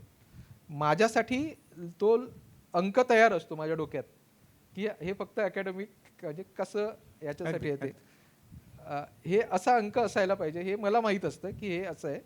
ते आणून दिल्याच्या नंतर त्याच्यात आणखीन काहीतरी मिळतं नवीन प्रत्येक लेखातून, ते प्लस असतं. पण हा अंक हा असा असायला पाहिजे, याच्यात हा फोटो जाईल, याचा हा लेआउट असा असणार आहे, इथे इतक्या पानात हा लेख संपेल, तितक्या पानात हा लेख संपेल, हे 148-155 पानं अशी होतील, हे मला अगोदर दिसत असतं आणि ते सगळं होतं. हे फक्त असं म्हणजे कोणी अंक करत असतील तर त्यांना ह्याचं व्हावं म्हणून फक्त. नाही, तुमचे आभार मी यासाठी मानतो की तुमचे मानायला पाहिजेत मी संधीची आभार, कारण ते संकोचानं सांगत नव्हते. बऱ्याच वेळा मराठी माणसाला गोष्टी उशिरा लक्षात येतात, आपल्याला फार उशीर होतो. म्हणजे यशवंतराव चव्हाण नेहमी असं म्हणायचे की मराठी माणसाची जर ताकद बघितली ना तर तो वाघाला मारून खाईल, त्याची ताकद. पण वाघ येतो त्याला मारायची तयारी ठेवतो तरी याच्या लक्षात येत नाही की आपल्याला वाघाला मारायचं आहे. सचिनजींनी जे केलं आहे ना, म्हणजे जसं आपण सत्यकथेचे लेखक म्हणतो, जसं आपण मौजेचे लेखक म्हणतो, त्या पद्धतीनं रिंगणचे लेखक नावाची एक जी पिढी आहे नवी लिहिणाऱ्या पोरांची ना, ती तुम्ही घडवली. याच्यासाठी जोरदार टाळ्या झाल्या पाहिजेत. आणि त्यांनी ते पॉलिटिकल रिपोर्टर असल्या कारणामुळं जसं निवडणुकीच्या काळात कशी वॉर रूम असते तशी रिंगणची पण एक वॉर रूम असते, डेडलाईन असते, काय करायचं, बूथवर काय करायचं, पुन्हा बाकी काय करायचं, हे सगळंच्या सगळं. तुमचे बूथ पण खूप मजबूत आहेत, या कारणामुळं मेरा बूथ सबसे मजबूत ह्यांच्या बाबतीत पण आहे. आणि हे सगळेचे सगळं जे करणं आहे ना ते करतायत म्हणून आपणाला अंक इतका देखणा दिसतोय, म्हणून अंक आपणाला इतका चांगला दिसतोय. त्याच्या पाठीमागची मेहनत पण आपण ॲप्रिशिएट केली पाहिजे, ही गोष्ट जास्त महत्त्वाची आहे. आता मी खरं तर या रिंगणला जोडूनच थोडंसं तुमच्याकडे येईन. मला दोन्हीमधली साम्य वाटणारी गोष्ट कुठली वाटली आहे की जे रिंगणचे अंक आहेत त्या रिंगणच्या अंकामध्ये ज्या पद्धतीची छायाचित्र असतात, विशेषत्वाने जे मुखपृष्ठ असतं, ते मुखपृष्ठ जे आहे ते अत्यंत वेगळं असतं, अत्यंत वेगळं. मला वाटते ते जे मुखपृष्ठ आहे ते भास्कर हांडे करतात दरवेळेस. मला हे विचारायचं, बाकी सगळ्यांना जसं तुम्ही सांगता की नाही तसं भास्कर हांडेंना म्हणता का तुम्हाला या पद्धतीचं मुखपृष्ठ हवं? एक मिनटं फक्त. यांच्या अंकाचं वेगळेपण असं आहे, बाकीची बहुतांशी संतावरती जे वार्षिक असतात किंवा दिवाळी अंक असतात त्यामध्ये कुठला तरी जो प्रथितयश अभिनेता आहे ज्यानं ती भूमिका अजरामर केली आहे त्याचाच फोटो आपल्याला मुखपृष्ठावरती दिसतो. रिंगणच्या अंकाचं वेगळेपण असं आहे, ज्या संतावरती अंक केला जातो त्या संताचं ते चित्र, मुखपृष्ठावरचं चित्र शक्यतो आपण अगोदर बघितलेलं नसतं. तर हे इतकं त्यांना काय सांगता तुम्ही? नाही, तोच एक माणूस आहे की ज्याला मी काही सांगत नाही. अच्छा. हा, कारण तो फार मोठा माणूस आहे. अनेक वर्ष त्यांनी चित्र काढलेली आहेत भास्कर हांडे सरांनी. ते तिकडे हेग नावाचं शहर आहे, कुठला तो, हॉलंड म्हणजे काय, कुठला देश? नेदरलँड्स. हा, नेदरलँड्स देशामध्ये हेग नावाचं शहर आहे. तिथे त्यांचा स्टुडिओ आहे. वर्षाचे 8 महिने ते तिथे असतात. आणि त्यांनी एक तुकोबारायांचं फार उत्तम चित्र काढलेलं आहे. जे आपण जे तुकोबाराय आपल्या डोळ्यासमोर डोळे मिटल्यावर पण येतात ना, ते विष्णुपंत पागनीस असतात, प्रभातच्या सिनेमातले. हां, आणि जे ज्ञानेश्वर माऊली येतात ते शाहू मोडक असतात. हां, एक ख्रिश्चन माणूस, शाहू मोडक हे ख्रिश्चन होते. आपल्या डोळ्यासमोर येणारे ज्ञानेश्वर माऊली शाहू मोडक असतात, जे आपण सिनेमामध्ये पाहिले. विष्णुपंत पागनीस असतात, अशी मिशी असलेले. तर त्याच्यापेक्षा काय वेगळं असू शकतं, तर त्याच्यावर खूप जाणकारीने काम करून त्यांनी तुकोबारायांचं एक चित्र तयार केलेलं होतं. ते आमची चर्चा कधी कधी झालेली होती त्याच्यामुळे. आणि आपल्याला चित्र वगैरे काही गोष्टीतलं कळत नाही, आपण काय त्याच्यामध्ये पडायचं नाही. तुम्ही जे द्याल ते चित्र आम्ही घेऊ असं त्यांना सांगितलेलं आहे. पण त्यांचे रेफरन्स सगळे मी शोधून पाठवून देतो त्याला. अच्छा. की बाबा, जो नामदेवरायांचं पहिलं चित्र त्यांनी केलं तो औंढा नागनाथ मधलं जे नामदेवरायांची छोटीशी मूर्ती आहे त्याच्यावरून केलेलं चित्र आहे. तर असे रेफरन्स आम्ही खूप शोधतो इकडून तिकडून, की हे असं असायला पाहिजे, ते असं असायला पाहिजे. की चांगदेव कसे असतील हे कोणच, म्हणजे कुठल्याही संताचं कुठलंही चित्र आता उपलब्ध नाही. आता आपण जे बघतोय ते कोणाच्या तरी कल्पनेचं चित्र आहे. हां, तर त्याच्यामुळे आपल्याला काहीच माहीत नाही की संत कसे दिसत होते. तर ते भास्कर हांडे सर असं असं बघतात. मी नम्रपणे असं म्हणतो की त्या संताला रिंगणच्या कव्हरवर जसं यायचं आहे तसा तो येतो, कारण मला काही त्याच्यातलं कळत नाही. अनेकदा मला ते आवडतही नाही, पण मी म्हणतो की माझं काही त्याच्यात, आपण ते सोडून दिलेलं आहे की त्या संतांवर सोडून दिलं आहे. त्यांना जसं हांडे सरांच्या हातून यायचं आहे तसं ते येतील. मात्र ते छापलं की मी त्याच्यासाठी कोणी काय आक्षेप घेतले तर मी त्याच्यासाठी भांडतो, लढतो, सगळं करतो. पण जसं कव्हर आहे तसंच त्याच्यातले फोटो ही त्याची एक फार म्हणजे रिंगणची सगळ्यात मोठी खासियत आहे. त्याच्यात पहिले 2 अंक हे फोटो कोणाकडे जायचं, तर मला एकच माणूस वाटत होता, संदेश भंडारे, की बाबा ज्यांच्याकडे जायचं. मी संदेश भंडारेंना फोन केला की सर असं असं एक अंक करतोय. त्यांनी CD पाठवून दिली अख्खीच्या अख्खी, जितके फोटो होते त्याचे. कधी एका शब्दाने विचारलं नाही त्याचे मानधन किती, काय, कसं. आणि 2 वर्ष ते फोटो छापले. आमचा तो आर्टिस्ट आहे, लेआउट आर्टिस्ट, ती इतकी अंक झाले 13, अजून पण सांगतो ते सर पहिल्या 2 अंकात जसे फोटो आले तसे काय फोटो अजून आलेले नाहीत. तर हे असं, आणि त्याची मांडणी लेआउट, तर लेआउट ह्या फार आवडीची गोष्ट आहे. म्हणजे आता हे जे आहे स्टेज त्याचं लेआउट आहे की हे इथे असायला पाहिजे, ते इथे असायला पाहिजे, तिथे तो पांडुरंग तिथेच असायला पाहिजे, हे चित्र असं असायला पाहिजे, हा पांडुरंगाच्या मागे शॅडो आहे. हे एक लेआउट आहे, म्हणजे कसं आपण सादरीकरण करतो ते.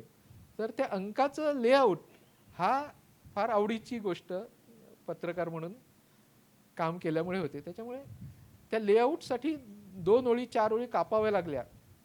एक लेख मागे ठेवावा तरी चालेल, पण ते नीटच जायला पाहिजे ह्याच्यासाठीचा आग्रही देखील असतो. म्हणजे अंक तयार करायचा म्हणजे काही जणांना खूप वेळोवेळी सांगावं लागतं आणि काही बाबतीमध्ये मात्र काहीही न सांगता सगळं ऐकून घ्यावं लागतं. ह्या दोन्ही गोष्टी असल्या तर चांगला संपादक होता येतं नक्कीच. आता मी तुमच्याकडे येईल संदेशजी. आत्ता तुमच्या चित्राचा पण त्यांनी उल्लेख केला. तुमचं जे पुस्तक आहे वारीवरचं, त्याचं जे टायटलिंग तुम्ही केलेलं आहे, वारीला तुम्ही आनंद यात्रा असं म्हटलेलं आहे. म्हणजे नुसती वारी नाही, वारी एक आनंद यात्रा. आता वारीला तुम्ही जेव्हा पुस्तक करत होता तेव्हा हे टायटल तुम्ही दिलेलं आहे, तुम्हाला सुचलेलं आहे, कसं आहे?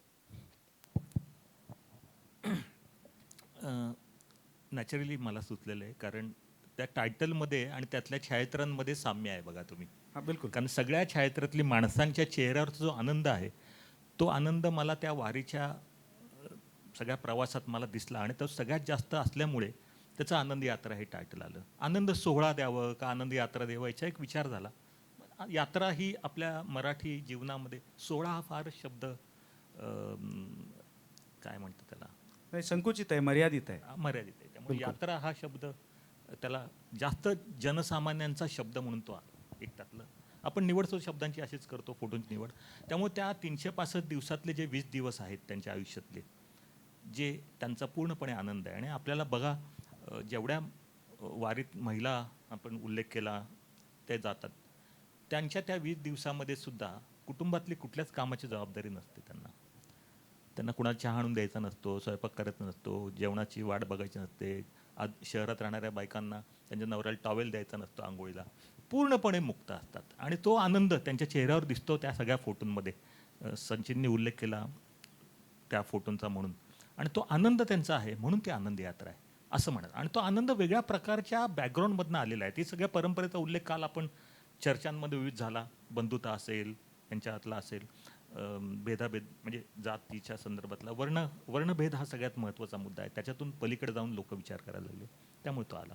म्हणजे विठ्ठलाला भेटायला जायचंय, त्याच्याबद्दलची एक ओढ आहे, त्याच्याबद्दलची एक व्याकुळता तर आहेच, पण घरातली जी एक तोचतोचपणा आहे, ती जी बंधनं आहेत, त्या बंधनातनं पण आपल्याला एक मोकळं होता येतंय, याचा पण आनंद त्या स्त्रियांच्या चेहऱ्यावरती आपल्याला नक्की दिसतो. आता स्त्रियांच्या दिसतो तशा पुरुषांचाही दिसतो का? पुरुषांचा तर आहेच. म्हणजे तुम्ही बघा, आता त्या छायाचित्रांमध्ये आता बऱ्याच लोकांनी, मी असा पहिलाच कार्यक्रम करतो ज्या छायाचित्र आपण दाखवत नाहीत, पण तरीसुद्धा मी वर्णन करतो.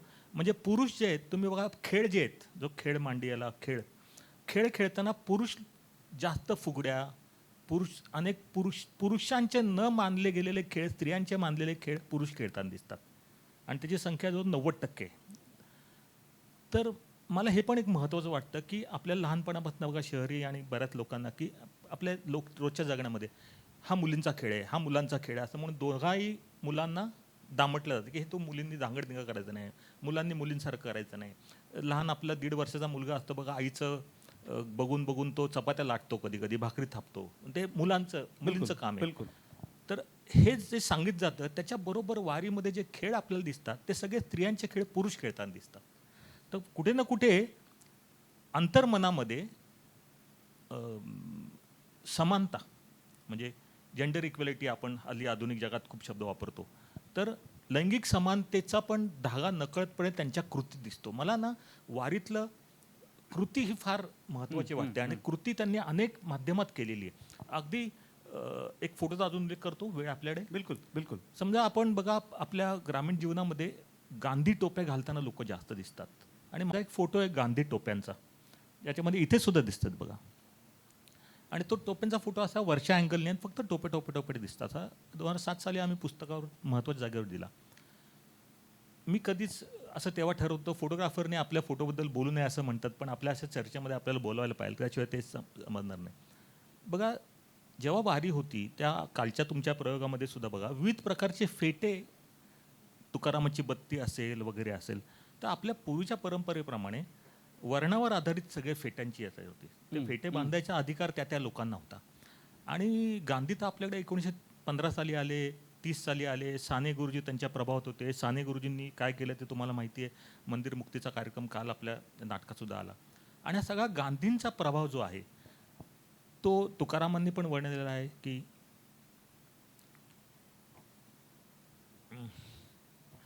रंजले गांजले जे का रंजले गांजले त्यासी म्हणे जो आपुले.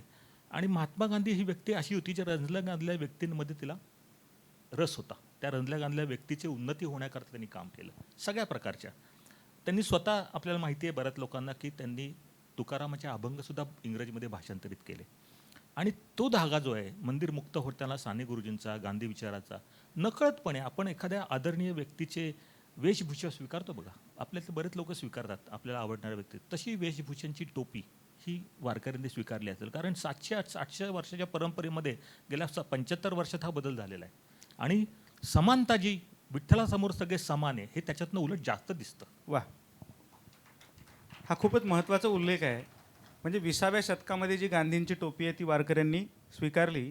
गांधी टोपीबद्दल असं म्हणतात की जेव्हा सविनय कायदेभंगाचं आंदोलन होतं, आणि दुसऱ्या बाजूला गांधींचा द्वेष गेल्या 50 वर्षामध्ये इतका मोठ्या प्रमाणात लोकांच्या मनात रुजलेला असताना हे सगळं चालू आहे, हे पण महत्त्वाचं आहे. म्हणजे एकीकडे द्वेष असताना सुद्धा ती जी एक आत्मीयता आहे. विंदा करंदीकरांची एक कविता आहे धोंड्या न्हावी नावाची. त्या कवितेमधला धोंड्या न्हावी असं म्हणतो की गांधी मिळवल्यो म्हणतात, लई लई मनात होता, कधी येतय या बाजूक तर फुकट हजामत करू त्याची. त्यानं गांधीला कधी बघितलेलं नाही, पण गांधी या माणसाबद्दलची जी आत्मीयता आहे, जे प्रेम आहे, जी ओढ आहे, तो जर कधी आला तर त्याची फुकट हजामत करून द्यायची माझी तयारी आहे असं धोंड्या न्हावी म्हणतो. त्या अर्थानं तोही माऊली आहे, त्या अर्थानं तोही वारकरी आहे, कारण गांधीचं प्रेम त्यानं घेतलेलं आहे. संदेशजींनी एक खूप महत्त्वाचा मुद्दा मांडला. तो मुद्दा घेऊन मी रुचिका तुमच्याकडे येणार आहे. म्हणजे जी वारी आपण बघतो त्या वारीमध्ये पुरुष हे बायकांचे खेळ खेळतात. म्हणजे आता मी महाराष्ट्रातल्या त्या पुरुषांबद्दल बोलतोय की 20 दिवसाची वारी करून आल्याच्या नंतर उरलेले जे 11 महिने 10 दिवस असतात त्यातल्या अनेक पुरुषांमधल्या पुरुषत्वाचा जो फणा आहे तो असा वर उभा असतो, तेच पुरुष आहेत. पण तिथं मात्र ते 20 दिवस जेव्हा जातात तेव्हा मात्र जसं जातमुक्त केलं वारीनं तसं जेंडर लिबरेशन सुद्धा आपल्याला दिसतंय. म्हणजे पुरुष पुरुष म्हणून विचार करत नाही, त्याच्यामध्ये एक माऊली पण येतं, त्याच्यामध्ये एक मातृत्व येतं. काल तुम्ही साधारणतः 13व्या शतकापासून ते अगदी जे साने गुरुजींनी विठ्ठलाचं मंदिर उघडण्याच्या आंदोलनापर्यंतचा 750 वर्षांचा जो पट आहे तो पट तुम्ही मांडत होतात. एक स्त्री म्हणून विचार करत असताना हा पट जेव्हा तुम्ही मांडत होतात तेव्हा जे जे वारीमध्ये सहभागी असणारे पुरुष आहेत, अभ्यासाच्या पातळीवर म्हणतोय मी, जे जे वारीमध्ये सहभागी असणारे पुरुष आहेत त्यांच्यामधला मातृत्वाचा अंश हा विकसित होत गेला आहे. त्यांच्यातलं मातृत्व, त्यांच्यातलं वात्सल्य विकसित होत गेलं आहे असं अभ्यासाच्या दरम्यान तुम्हाला वाटलं का? अर्थातच वाटलं, कारण ज्ञानेश्वरांचा उल्लेखच आपण माऊली असा करतो.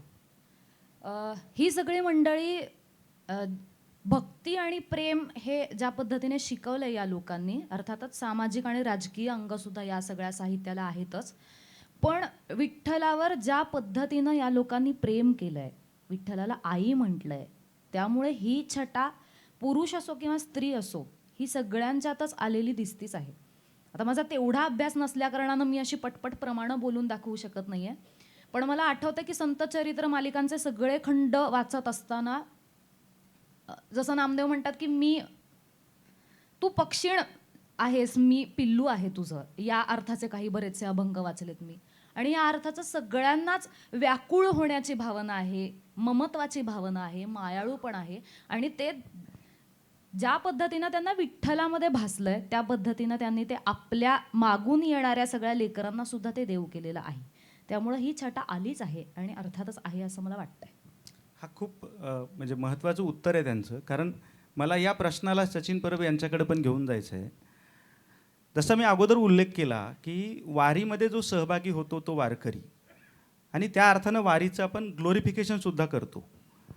पण ज्यावेळेस हा वारकरी आपल्या मूळ गावी येतो, मूळ समाजामध्ये राहतो, आपला आपला व्यवसाय करायला लागतो, तेव्हा मात्र वारीत त्यानं सगळं जे काही अनुभवलेलं असतं, एका अर्थानं त्याचं ट्रान्सफॉर्मेशन झालेलं असतं 20 दिवसामध्ये, ते ट्रान्सफॉर्मेशन उरलेला जो काळ आहे त्या उरलेल्या काळामध्ये दिसतंच असं नाही. याला मी एक संदर्भ देईन. दिबा मोकाशींचा उल्लेख केला गेला. त्यांची आता आमोद सुनासी आले नावाची कथा खूप गाजली. त्याच्यावरती सुमित्रा भावे आणि सुनील सुक्तनकरांनी दिठी नावाचा सिनेमा पण केला. त्याच्यामधला जो रामजी लोहार आहे तो जेव्हा जेव्हा वारीमध्ये जातो तेव्हा वारीमध्ये गेल्याच्या नंतर मात्र संतांचे दाखले, संतांचे अभंग, त्यांच्या जीवनातले काही दृष्टांत घेऊन तो सगळ्याच्या सगळा दुःखमुक्तीचा मार्ग सांगत असतो. आणि त्या रामजी लोहारचा तरणा ताठा पोरगा जेव्हा नदीच्या पुरामध्ये वाहून जातो तेव्हा मात्र त्यानं जे जे सांगितलेले ते बाजूला पडतो आणि तो कमालीचा दुःखामध्ये बुडून जातो. म्हणजे एकीकडं वारीमध्ये सहभागी झालेला माणूस वारी त्याच्यामध्ये बदल घडवून आणते, पण तो बदल काहीसा अल्पकालीन 20 दिवसापुरता राहिल्यासारखा वाटतो. आणि नंतर मात्र उरलेली जी 11 महिने आहेत त्या महिन्यात त्याच्यातलं ट्रान्सफॉर्मेशन कुठंतरी हरवले की काय असं वाटायला लागतं. असं काही तुम्हाला त्या 12 पासून 25 पर्यंत 13 अंक जेव्हा तुम्ही करत होतात, कारण तुम्ही संतांच्या गावात गेलात, तुम्ही नामदेवांच्या मार्गाने वेगवेगळ्या ठिकाणी गेलात, तिथली माणसं तुम्हाला बदललेली वाटत होती, बदलल्यासारखं वाटत होतं? काळ बराच झाला आहे पण तरी वाटत होतं काही? नाही, ते देवाच्या जवळ असलेली माणसं तर कधीच बदलत नाहीत. अच्छा. ती तर दुकानदारच असतात. अखंड जयाला देवाचा शेजार. हा, म्हणजे त्यांच्या बदलण्याचं त्यांचं तर प्रेमच नसतं त्या देवावर. त्यांच्यासाठी तो एक रोजचा व्यवहार झालेला असतो. बदलतात कोण माणसं? जी वारीला जातात. कीर्तनकार हा काही, जसं सरांनी म्हटलं की हा काही वारकऱ्यांचा प्रतिनिधी नाही. प्रवचनकार हा काही वारकऱ्यांचा प्रतिनिधी नाही. सर्वसामान्य स्वतःच्या बळावर दरवर्षी वारीला जाणारा माणूस, बाई असो, स्त्री असो की आणखीन कोणी असो, तोच वारकरी आहे. आणि अशी बदललेली लाखो माणसं आज आपल्याला माहिती आहेत. म्हणजे एखादा माणूस असा आहे, तो वारीला जातो म्हणून त्याच्यात जो झालेला बदल आहे तो आपल्याला कळणार नाही. म्हणजे तो नसता तर काय झालं असतं. म्हणजे रिंगण करायला लागल्याच्या अगोदरचं सचिन परब आणि नंतरचं सचिन परब हे काय झालंय ते मला माहित की नाहीतर आता काय काय बोललो असतो मी इथे हे अजूनपर्यंत, हे मला माहिती आहे. तर ही वारीला जाणारी माणसं आहेत ना, ती बदलण्यासाठी वगैरे नाही जात. म्हणजे आपण बदलावं याच्यासाठी काही गेलेली नसतात. ती एकच, ते मला जायचं आहे, ते पांडुरंगाला भेटायला जायचं आहे. आणि त्यांना पांडुरंग भेटतो. म्हणजे तो काही तिकडे दर्शनाला पांडुरंगाच्या जायचं आहे असं काहीच नसतं त्याच्यात.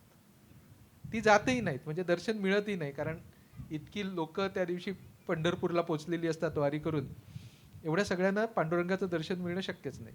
सरांनी सांगितलं तसं कळसाचं दर्शन घेतात किंवा काय प्रदक्षिणा करतात, चंद्रभागेत आंघोळ करतात आणि त्यांचं दर्शन होऊन जातं. त्या माणसांना पांडुरंग आहे ना, तो विठ्ठल आहे, तो वारीमध्येच भेटतो. जे प्रोसेस हेच जेव्हा डेस्टिनेशन किंवा काय ध्येय बनतं, अशी ती गोष्ट आहे. आता ज्याला जितका पांडुरंग भेटला, जितका विठोबा भेटला, तितका तो बदलेल. आणि तुकोबारायांचं एक वचन आहे की जो जिथे अभिमान संपला, अहंकार संपला, तो देव झाला. म्हणजे देव होणं म्हणजे काय, तर माझा अहंकार संपवणं. मी हे जे माझ्याविषयी एवढं काय काय बोलतोय, ही गडबड आहे ना, प्रॉब्लेम आहे ना. माझा अहंकार संपणं म्हणजेच, तर अहंकार काय असा संपणार नाही, उलट तो कधीतरी परत वाढतो, कधीतरी कमी होतो. म्हणजे अशा अनेक गोष्टी आजूबाजूला, म्हणजे एक 20 दिवस काहीतरी आहे आणि 11 महिने 10 दिवस खूप गोष्टी प्रभाव टाकतायत ना. तर त्याच्यामुळे प्रत्येकावर जो होणारा परिणाम आहे तो कमी जास्त आहे. आणि कसं आहे की जात व्यवस्था, मगाशी मुद्दा आला की बाबा जात गेली नाही वारकऱ्यांची, हे खरं आहे. पण तोच वारकरी गावातल्या सगळ्या जातींना सोबत घेऊन सगळं गावाचा व्यवहार करत होता ना. कोणाच्या अडीअडचणीला धावून जात होता ना, आजही धावून जातो ना. त्या सगळ्या व्यवहारात राहून प्रॅक्टिकल जगणं हे वारकऱ्यांचं वैशिष्ट्य आहे. म्हणजे मुळात नामदेवरायांच्या अगोदर ज्यांनी हा वारकरी विचार प्रस्थापित केला नामदेवरायांनी कृतीच्या माध्यमातून, त्याच्या अगोदर 2 मोठी बंड झालेली होती ना, प्रचंड मोठी बंड. एक बसवण्णांचं बंड झालं होतं, महात्मा बसवेश्वरांचं, आणि दुसरं सर्वज्ञ चक्रधरांचं बंड झालेलं होतं. मोठ्या चळवळी झाल्या. पण लक्षात आलं नामदेवरायांना की हे दीर्घकाळ टिकायला हवंय. म्हणजे विचारांच्या बाबतीत जर बघायचं झालं तर आणि कृतीच्या बाबतीत बघायचं झालं तर बसवण्णांचं कार्य फारच मोठं आहे, मोठा आहे, फारच मोठं आहे. पण त्याचा जो प्रभाव दीर्घकालीन टिकायचा असेल तर आपल्याला त्याच्यामध्ये एक व्यावहारी लिबरल अशा पद्धतीचं वर्तन करावं लागेल. त्याच्यामुळे जो विद्रोह आहे तो विनम्र असलाच पाहिजे, ह्याच्यासाठीचा आग्रह आहे. आणि तो विद्रोह करून येतूनच यायला पाहिजे. म्हणजे ह्याला काहीही पर्याय नाही, तुम्हाला करून येतूनच निर्माण करावा लागेल तो विद्रोह. तो असा कोरडा विद्रोह चालणार नाही, तरच माणूस बदलू शकेल. आणि तुम्हालाही माहिती आहेत हजारो माणसं जी वारीत जाऊन बदललेली आहेत. वारी म्हणजे काय, ते 15 दिवस चालणं म्हणजे वारी नाही. मी रिंगण करतोय ही माझी वारी आहे. कोण कविता करते ती त्याची वारी आहे. कोण जितक्या भक्तीने नाटक करते हिची वारी आहे. कीर्तवणी हिची वारी आहे. फोटो काढणं सरांची वारी आहे. तसं कॉलेजमध्ये शिकवणं प्राध्यापकांची वारी असेल, शेतीत काम करणं हेच आम्हाला सगळ्या संतांनी सांगितलंय ना, की तुमचं काम हीच तुमची भक्ती आहे. म्हणजे स्वकर्मात व्हावे रत, मोक्ष मिळे हातोहात सांगतात. तर ती वारी आहे. आणि ते 20 दिवस हे मला माझ्या जीवनात कसे उतरवायचे ह्याचा जेव्हा कधीतरी तुमच्या शब्दात युरेका तो मुवमेंट सापडते तेव्हा तो माणूस बदलायला लागतो. आणि ते एखाद्या माणसाला आयुष्यभर मिळत पण नाही. तो मोठा महाराज बनतो आणि लक्षात येतं की अरे याला तर पांडुरंग भेटलाच नाही. तो कीर्तन मस्त करतो, भाषण मस्त करतो, आणि अरे ह्याला सापडलंच नाही. तर अनेकांना सापडणार पण नाही, अनेकांना सापडेल. ज्यांना सापडेल त्यांचं ठीक आहे. ती माणसं अत्यंत फाटकी आहेत. आणि त्याच माणसांनी या महाराष्ट्राचा डोलारा आपल्या हातावर शेषनागासारखा, अण्णाभाऊ साठेंनी जसं सांगितलंय कामगारांच्या याच्यावर जशी पृथ्वी आहे, तसा ह्या सर्वसामान्य फाटक्या माणसांनीच महाराष्ट्राचा डोलारा टिकवून ठेवलेला आहे. नाहीतर इतकं वाटोळं केलेलं आहे सगळ्यांनी मिळून, आपण हुशार माणसांनी या महाराष्ट्राचं, की तो माणूस जो आहे ना, सर्वसामान्य माणूस, श्रीकांत देशमुख ज्या निंदणाऱ्या बायका सगळ्या सारख्याच दिसतात असं म्हणतात, त्या सर्वसामान्य माणसांनी जे घडवलंय ना त्याच्या जीवावरच आपण हे सगळं बोलतोय. बरोबर, शहाणपणावर त्याच्या शहाणपणावर. नाही. आणि चांगला उल्लेख तुम्ही केला. मी बोलू? हा बिलकुल. त्या मगाशी म्हणालात की बघा आपल्या परंपरेने विठ्ठल आणि भक्त याच्यामधली माणसं काढली होती. ती काढलेली माणसं पुन्हा आलेली आहेत. हो. ते काढायचं काम कोणाला तरी करावं लागलं परंपरेतल्या माणसांना. कारण जो पुरोहित वर्गाचा अंत केला असं अभिमानाने आपण सांगतो. विठ्ठल हा देव काही त्याचा प्रसाद बघा बुंदीचा लाडू नाहीये, तो लाह्या बत्ताशे आहे. सामान्य माणसाचा आहे. तुम्ही त्यातले कुठले त्याच्या कालच्या तुमच्या बोलण्यात अनेक लोकांनी उल्लेख केला. विठ्ठल कृष्णाचं रूप आहे, पण शस्त्र नाही हातात त्याच्या, तो उभा आहे कमरेवर हात ठेवून. असं वेगळ्या प्रकारचं. मग तो आपल्याकडे पूर्वी कृषी संस्कृती यायचा काळ, त्याच्या आधी पशुपालकांचा, तो पशुपालकांचा पण देव आहे. त्या अर्थाने पण वेगळ्या प्रकारच्या घडतात गोष्टी. तुम्ही सामान्य माणूस म्हणालात, मला 2 दिवसापूर्वीची गोष्ट आठवते. मी असंच एक कार्यक्रम करायला गेलो होतो. खेडमध्ये, रत्नागिरीमध्ये. तर तिथे रमेश पाटणकर नावाची व्यक्ती आयोजक होती आणि सगळं माझा कार्यक्रम झाल्यावर त्यांनी सांगितले की अहो हे मला एक तुम्हाला सांगायचं आहे. त्यांनी सांगितलं की आम्ही जेव्हा वारीत जात होतो, ते वारीत जातात, ते बँकेत नोकरी केलेलं, रिटायर झालं, वारीत जायला लागले. तर एक बाई त्यांच्याकडे आली आणि त्यांनी काहीतरी खायला मागितलं. सकाळी भरपूर चालतात, पहिला तास 2 तास महत्त्वाचं चालायचे असतात. त्यांनी मागितलं. मग त्यांनी ती थकलेली होती, तिने खायला दिलं, म्हणजे शेंगदाणे वगैरे असं न्याहारी सकाळची आपली स्वतःची जवळची असते. मग तिला चहा पाजला आणि ती पिली. चहा पिल्यावर तरतरीत आली. मग त्यांतल्या एकाला वाटलं की अरे हिला आपण हे द्यावं, 10 रुपये द्यावे चहाचे. 10 रुपये दिले, तिने घेतले नाही आणि तिने सांगितलं की मी कोणाकडे पैसे घेत नाही, मी मागते आणि खाते. बरं ते म्हटले, मग त्यांना उत्सुकता आली की ते म्हटले तुमच्याकडे तर काही साहित्य नाही, सतरंजी नाही, काय नाही. नाही, मी अशीच मोकळा वारकरी, मी चालते, जिथे राहायला मिळेल तर आकाश धरती. म्हणजे अगदी ड्रॅमॅटिक उत्तर. पुढचं असं होतं की मग त्यांनी विचारलं अरे तुम्ही मग जिथं पोचली वारी सगळं, आणि म्हणलं आजपर्यंत मला गेले 15 वर्ष वारी करते, मी उपाशी राहिलेलं, झोपलेलं नाही. पंढरपूरला गेल्यावर तुम्ही काय परत पायी जाता गावी नगरला? ते नाही नाही, मी कळत दर्शन करते, चंद्रबागेत नाते कळत दर्शन करते, असा हात करून उभे राहते मंदिराबाहेर. 1-1 रुपया 2-2 रुपये मिळतात आणि ते घेऊन ती मला बस एसटी एवढे पैसे झाले की घेऊन ती जाते. असे अनेक वारकरी असतील की जे अशा प्रकारे करतात. मोकळा वारकरी हा दिंड्या घेऊन जाणाऱ्यांची संख्या 5 लाख असेल ना, तर 5 लाख मोकळे वारकरी असतात. मी स्वतः वारी केली. मी 1 चहा खरेदी केला होता, 1 पाण्याची बाटलीने 1 केळ खरेदी केलं होतं अख्ख्या 20 दिवसात. म्हणजे करायचं नाही पाणी, पण ते गर्दीत अडकलं होतं, तहान लागली होती म्हणून केलं. आणि नंतर बघा शोध काय तिचा. मग त्यांना विचारलं तुमचं मुलं बाळं काय करतात, ते काय? ते म्हणले हो ना, माझा मुलगा असतो ना, तो BMW घेऊन मला आळंदीला सोडतो आणि मी मग हेच करते. आणि मग ते म्हणाले की अरे बापरे, मग तुमचं ही काय प्रेरणा आहे? महत्वाचं ते म्हणाले की मला वर्ण अभिमानापासून मुक्त व्हायचं आहे, माझ्यातला मीपणा गेला पाहिजे आणि मला माझा म्हणजे दंभ आहे तो पण गेला पाहिजे, त्याकरता मी वारी करते. इतकं साधी माणसं. आता या साध्या माणसांवरती काही एजंट, काही लोक झालेत, त्याला आपण माफ करू, दुसरं काही करू शकत नाही. प्रभू येशू करता ती माणसं आहेत. आपण त्या सगळ्यांची जबाबदारी आपल्यावर नाही. नक्की. मी तुम्हाला प्रश्न विचारेन की डोईचा पदर आला खांद्यावरी म्हणणारी जनाबाई, किंवा देहीचा विटाळ देहीचं जन्मला, सोवळा तो झाला कवण धर्म म्हणणारी सोयराई, या सगळ्या आपणाला दिसतात 13व्या-14व्या शतकामध्ये. पण आज आपण 21व्या शतकामध्ये बघतोय की आजही बाईला आपल्या पाळीच्या पॉलिटिक्ससोबत लढावं लागतंय. आजही या सगळ्यांकडं तुम्ही एका नव्या पिढीची प्रतिनिधी म्हणून संतांनी दिलेलं संचित आहे, सोयराबाईनं, जनाबाईनं, मुक्ताबाईनं दिलेलं, आणि आत्ताचे हे सगळे नवे प्रश्न आहेत. या दोन्हीची सांगड कीर्तवाणीतून तुम्ही घातलेलीच आहे, पण याच्याकडे तुम्ही कसं बघताय, काय सांगाल तुम्ही? सगळ्यात पहिली गोष्ट, आधी हे बाईनं स्वीकारायला पाहिजे की आता मी हे झुगारलं पाहिजे. ह्याची तयारीच माझ्या निम्म्या बायांची नाही आहे अजून. निम्म्या काय 90% बायांची तयारी नाही अजून, की नाही नाही पाळलं पाहिजे बाई, हे अजून बाईलाच वाटतंय. तर त्याला ओलांडून आपण कसं जाणार आहे?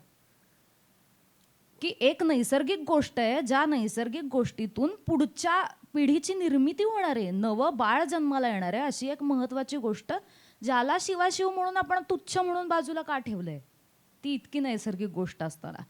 आणि जे आपण वारीत चालताना सुद्धा बघतो की वारीत असताना काही पाळलं जात नाही. मग तुमचा ह्याच्या अगोदरचा प्रश्नही मला इथं कनेक्ट करावासा वाटतो की ते 18 आणि 20 दिवसांपुरतं का आहे. कारण आपल्याकडे अजून मगाशी 2 शब्दांचा मधला फरक तुम्ही दोघं बोलायचा प्रयत्न करत होता की सोहळा आणि यात्रा यामधला फरक काय आहे. आपल्याकडे सोहळा करण्याची आवड जास्त आहे, ज्याच्यात सेलिब्रेशन आहे, साजरं करणं जास्त आहे, ज्याच्यात नटवेपणा जास्त आहे. यात्रेत प्रवास आहे, यात्रेत शोध आहे, यात्रेत एकमेकाला समजून घेण्याची टेंडन्सी आहे. मला वाटतंय की एकमेकांच्यात काम काहीतरी व्हावं, चालावं मी त्या वाटेवर आणि शोध घ्यावा. हे आपल्याकडे यात्रा नाही आहे, त्याचा हा प्रॉब्लेम आहे बेसिकली, असं मला वाटतंय.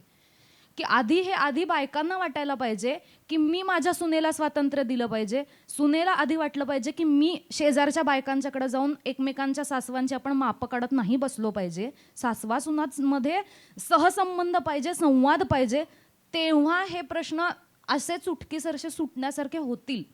हे अजूनही तयार नाही होत आम्ही ते सोडायला की नाही नाही आमच्यात कडक आहे. अजून एका उंबऱ्याचं अंतर आहे फक्त, मला अलीकडचा पाय पलीकडे टाकायचा आहे. तो निर्णय मी जोपर्यंत घेत नाही तोपर्यंत नाही होऊ शकत. वा, बिलकुल. आपण या टॉक शोच्या संवादाच्या थोडंसं शेवटच्या भागाकडे जातो आहे. सचिनजी, मला तुम्हाला प्रश्न विचारायचा आहे की तुम्ही रिंगण जे वार्षिक होतं तेव्हा महाराष्ट्रामधले जे सगळे उपेक्षित संत आहेत, ज्यांच्याकडे बहुधा अभ्यासकांचं पण फारसं काही लक्ष गेलं नव्हतं, त्यांना रिंगणच्या माध्यमातून त्यांचं एक उत्तम पद्धतीचं दस्तऐवजीकरण केलं तुम्ही. आता जे कार्तिकीला तुमचा अंक येतोय ते मात्र जे महाराष्ट्राबाहेरचे संत आहेत त्या संतांकडे तुम्ही वळला आहेत. बसवेश्वरांवरचा एक अंक आता झाला आहे. हे जे महाराष्ट्राच्या बाहेरचे संत आहेत आणि महाराष्ट्राच्या बाहेरची म्हणून जी संत परंपरा आहे, या संत परंपरेमधल्या कोणत्या कोणत्या संतांकडं आता रिंगण जाणार आहे हळूहळू? म्हणजे आता दुसरा अंक सर्वज्ञ चक्रधरांवर करायचा होता, ते काय यावर्षी माझं कामच झालं नाही. म्हणजे इतकं मोठं काम आहे की ते मी करू शकलो नाही. त्याच्यामुळे या कार्तिकीला काही अंक आला आणि यायलाच पाहिजे अशी काही माझी काही हे नाही. ते पुढच्या कार्तिकीला किंवा जेव्हा येईल ती कार्तिकी असं म्हणून तो चक्रधरांचा अंक केला आहे. आता रोहिदास महाराज, तर संत रोहिदास, तर ते असतील तिकडचे पण ते तर आपलेच आहेत, त्याच्यामुळे त्यांच्यावर अंक करायला पाहिजे.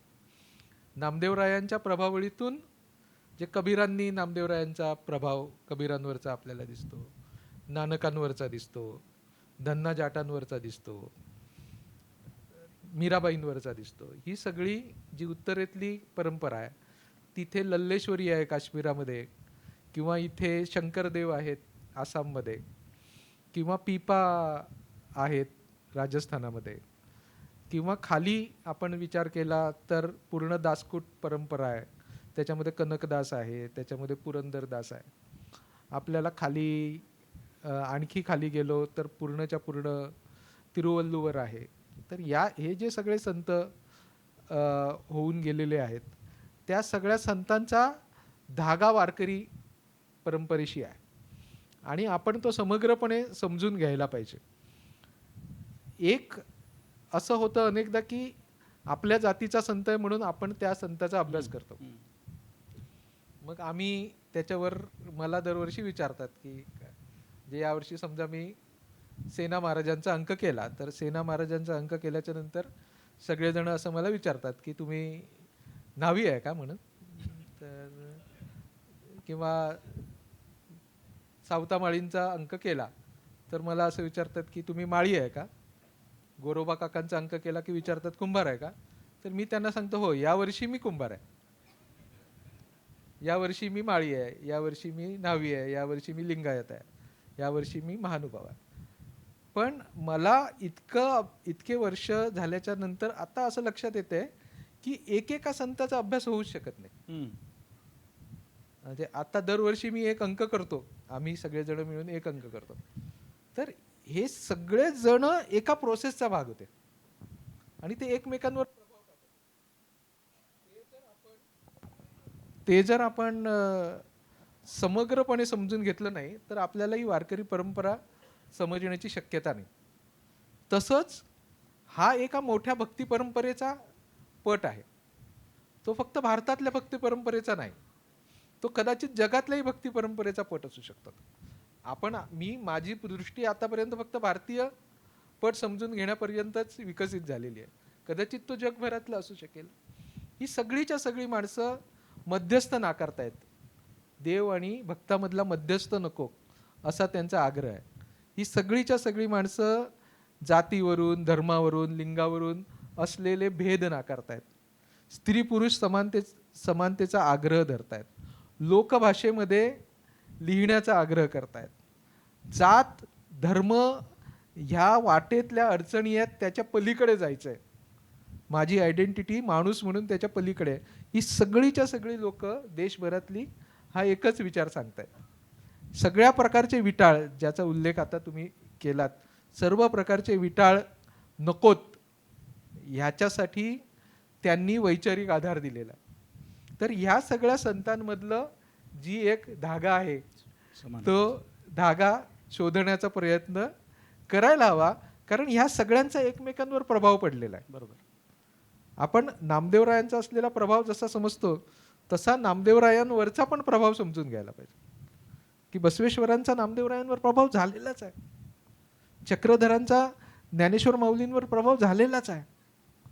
आपण हे सगळं समजून घेणार नाही तर आपल्याला साकल्याने तुकड्या तुकड्यांच्या पलीकडे जाऊन समग्रतेने समजून घ्यावं याला लागेल. जोडूनच प्रश्न आहे की रिंगण जसं आता महाराष्ट्राची मर्यादा ओलांडून भारतातल्या अन्य संतांकडे जाते आणि भारतातले पण संत ओलांडून परत जगातले काही भक्ती चळवळीमधल्या संतांकडे तुम्ही जाताय, याचा अर्थ रिंगण मराठी भाषेची मर्यादा ओलांडून हिंदीमध्ये आणि पुढे इंग्रजीमध्ये असं काही न्यायचं नियोजन आहे का? नाही, आज चांगली कल्पना आहे, खूप लोकांनी सांगितलं आहे, पण मी फार आळशी माणूस आहे.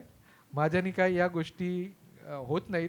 एक रिंगण मी कसं बसं करतो, त्याच्यात आता दुसरं रिंगण करतोय. ते जसं रिंगण म्हणजे मला कीर्तावनी बघताना रिंगण स्टेजवर बघितल्याचा अनुभव आला. वा, म्हणजे काय बघतोय मी, तर रिंगण बघतोय. तो कार्यक्रम बघताना मी रडत होतो. सुरुवात झाली तेव्हापासून संपेपर्यंत मी नाटक बघेपर्यंत रडत होतो. तर ते आता माझ्याने काही झेपणारं नाही आहे. तुम्ही तरी मनावर घ्या, कारण तुमची ज्या पद्धतीची एक अशी एक टीम तयार होते, हे याहीसाठी मी म्हणतोय तुम्हाला की बऱ्याच वेळेस छत्रपती शिवाजी महाराजांचा पण आपण जेव्हा विचार करतो तेव्हा छत्रपती शिवाजी महाराजांवरती होणारं संशोधन, त्यांच्यावरती येणारी पुस्तकं आणि होणारी व्याख्यानं ही परत अधिकाधिक मराठी मुलखामध्ये जास्त होत आहेत. मराठी मुलखाच्या बाहेर जाऊन छत्रपती शिवाजी महाराज सांगणं, मग राजस्थानमध्ये, मध्य प्रदेशामध्ये, उत्तर प्रदेशामध्ये, अगदी आग्र्यामध्ये जाऊन सांगणं, ही गोष्ट जास्त महत्त्वाची होत असताना आषाढीचं जे रिंगण आहे ते मराठीत आणि जे कार्तिकीचे रिंगण आहे ते मात्र मग हिंदी आणि इंग्रजीत गेलं तर आपलं वर्तुळ हळूहळू मोठं होत जाईल असं मला वाटतं. करूया किती नक्की झेपेल मला माहिती. नक्की. एक शेवटच्या प्रश्नाकडे येतोय मी आणि नंतर एक 3 प्रश्नाचं रॅपिड फायर आहे. हां, नक्की. संदेशजी, तुमच्यासाठीचा प्रश्न आहे माझा की ही वारी सगळीच्या सगळी तुम्ही तुमच्या छायाचित्रांच्या माध्यमातून आणत असताना एक शब्द प्रतिमा किंवा शब्दशिल्प पण तुम्ही एका ठिकाणी केलेलं आहे. हे अनेक लोकांना माहीत नाही. आणि इतकंच नव्हे, पंढरपूरच्या जवळ एका छोट्याशा गावामध्ये या सगळ्यांची एक उत्तम पद्धतीची जी एक आर्ट गॅलरी आहे, खरं तर त्याला नुसतं आर्ट गॅलरी नको म्हणूयात आपण, विठ्ठल हा महाराष्ट्राच्या काळजाचा भाग आहे, ती हार्ट गॅलरी आहे असं म्हटलं तर थोडं जास्त योग्य ठरेल. त्याच्याबद्दल सांगा की. छायाचित्रकार म्हणून काम करताना आणि अशा टाईपची पुस्तकं माझी 2006 साली 7 साली आली होती आणि त्याचा काही प्रभाव होता. नंतर असं संवाद करताना लक्षात आलं की आपण हे जास्तीत जास्त लोकांपर्यंत पोहोचलं पाहिजे. तुम्ही एक मुद्दा मांडला की महाराष्ट्रात मराठीमध्ये करावं का नाही करावं, पण मराठी सारस्वताला आणि मराठीतल्या सगळ्या वाचकांना पूर्णपणे हे जास्त सांगायची गरज आहे कधी कधी मला असं वाटतं नम्रपणे. कारण ज्या प्रकारचं ते पुसवण्याचं काम, ते मिटवण्याचं काम चालू आहे, त्या प्रकारचं ते जिवंत ठेवण्याचं काम पण मराठीत करणं आवश्यक आहे. कारण ते मराठी करता आवश्यक आहे, मराठी भाषेकरता आवश्यक आहे. ते महत्त्वाचं आहे. तसंच मला असं वाटलं की ह्या टाईपचं जर दृश्य माध्यमांमध्ये माझ्याकडे बऱ्यापैकी डॉक्युमेंटेशन आहे. मी तमाशाचं पण माझं एक मोठं काम आहे. त्याच्यात पूर्णपणे आपल्या डायव्हर्सिटी जी आहे तमाशाची, विदर्भापासून कोकणापर्यंत ते त्यात आहे. तर ह्या 2 महत्त्वाच्या परंपरांनी मराठी माणूस घडवलं असं मगाशी उल्लेख झाला, असं आपण त्यात सांगतो. जे कालच्या नाटकात सुद्धा तुम्हाला दिसलं असेल, त्यांनी चांगल्या प्रकारे ते घेतलं समोर. तर त्याचं एक कलादालन करायचं आहे. सचिनला माहिती आहे, चिंचणी नावाचं गाव आहे. त्या गावातल्या असं बोलता बोलता ते म्हणाले की आमच्या गावात करा, त्यामुळे ते गावात करणार आहे. मग त्या गावात आमचा संपर्क चालू झाला आणि मग संवाद चालू झाला. तर त्या गावाला, ते धरणग्रस्तांचं गाव आहे बघा, धरणग्रस्ताच्या गावाला बाहेरून आलेले वसलेल्या लोकांना आयडेंटिटी नसते कुठल्याच प्रकारची. 40-50 वर्ष झाली तरी गावाला कोणी खिचगणतीत, शेजाराचं गाव असतं जे ग्रामपंचायतीमध्ये असतं त्यांना किंमतच देत नाही. तर मी असा विचार केला की आपण इथं काहीतरी अशी एखादी गोष्ट उभी करू की ज्या गावाच्या वेशीवरती ती असेल. वेशीला कमान असते तर त्याच्याऐवजी काहीतरी वेगळे. पण आपला विचार चालू असता आणि शब्दशिल्प करायची कल्पना सुचली. म्हणजे असं की साने गुरुजींनी आंतरभारतीची कल्पना राबवली. त्यांच्या 125 वर्षाचा कार्यक्रम चालू होता पंढरपूरमध्ये. तेव्हा विचार केला की अरे सगळं भाषा आहे आणि त्या भाषेचं विविधता आहे आणि मराठी भाषेने एक सहिष्णुता पण जपलेली आहे, ज्याच्यामध्ये बघा तमाशा शब्द हा अरबी भाषेतनं आलेला आहे. कुस्ती शब्दसुद्धा अरबी भाषेतनं आलेला आहे. आपल्याला बऱ्याच लोकांना पगार आपल्याला बऱ्याच लोकांना मिळतो फारसी भाषेतला आहे. ज्या काळात ह्या सगळ्या बाकीच्या भाषा मोठ्या प्रमाणात इंग्रजी भाषेतली पासून ते कानडी, भारतातल्या 19 भाषा, त्या सगळ्यातले अनेक शब्द, समान शब्द मराठीमध्ये आपण वापरतो. अगदी चपलक वापरतो, आपल्याला वाटतं आपलाच शब्द आहे. तर मग ही जी भाषा आपण बोलतो ती कुणी जगवली? ती ज्ञानेश्वरांनी निर्माण केली. सामान्याची भाषा होती. सामान्य वारकऱ्यांनी ती मौखिक परंपरेतनं 700 वर्ष जगवली, वाचवली आणि समृद्ध पण केली. अनेक बहुजन संतांनी त्याच्यामध्ये अभिव्यक्त झाले, अभंगाने एक रचले नवीन, आणि त्या सगळ्या सामान्य शब्दांचं एक काहीतरी प्रतीक केलं पाहिजे. मग म्हणून ते ज्या देवाला पुजतात त्या विठ्ठलाचा आकार आम्ही तिथे घेतला आणि त्या आकारामध्ये हे शब्द गुंफले. कौसामध्ये त्या भाषेचं मध्ये तो शब्द आहे, म्हणजे तमाश शब्दाचा अरबी शब्द. तर अरबी भाषा आपल्या आधी निर्माण झाली तर तिथनं झालं आहे. फारसी आपल्या आधी तिथनं आलं आहे. काही आपल्यानंतर निर्माण झाल्या समान आहेत तर ते काही शेअर केले. तर महत्त्वाचा मुद्दा ही समानता, ही सहिष्णुता मराठी भाषेने जपली. हा मेसेज जाण्याचं मला वाटतं या द्वेषाच्या काळात महत्त्वाचं काम आहे. पण ते केलं आणि मग आम्ही ते उभं केलं 23 फुटी शब्दशिल्प. आणि मग त्याचा तुम्ही उल्लेख केला की ते खूप लोकांना भावलं, कारण आपल्याकडे एक प्रतिमेचं एक राजकारण आहे बघा. आणि ही प्रतिमा विठ्ठलाची जी आहे ती मराठी भाषकांनी विठ्ठलाच्या प्रेमात पडून जी भाषा जगवली त्याचं प्रतीक म्हणून ते पुढे आलं. आणि नंतर त्या गावाला आयडेंटिटी पण मिळाली. आमचा एक दुसरा हेतू पण साध्य आला की अरे त्या विठ्ठल जो आहे त्या शब्द विठ्ठल त्याच्या शेजारचं गाव का हे असं गाव. त्या गावातल्या लोकांना पण एक वेगळ्या प्रकारे त्या गावात, मला सचिन तुमचा खूप चांगला संपर्क आहे त्या गावाशी. आणि त्याच गावामध्ये तुमचं हां, त्या गावामध्ये मग आम्ही एक कलादालन उभं करतोय. आर्ट गॅलरी, म्युझियम, संशोधन केंद्र असे मोठमोठे शब्द आपण वापरू शकतो. पण सध्या ते एक 5000 स्क्वेअर फुटात असल्यामुळे आता कलादालन म्हणतोय. पुढे त्याचं मोठं स्वरूप होईल तेव्हा होईलच.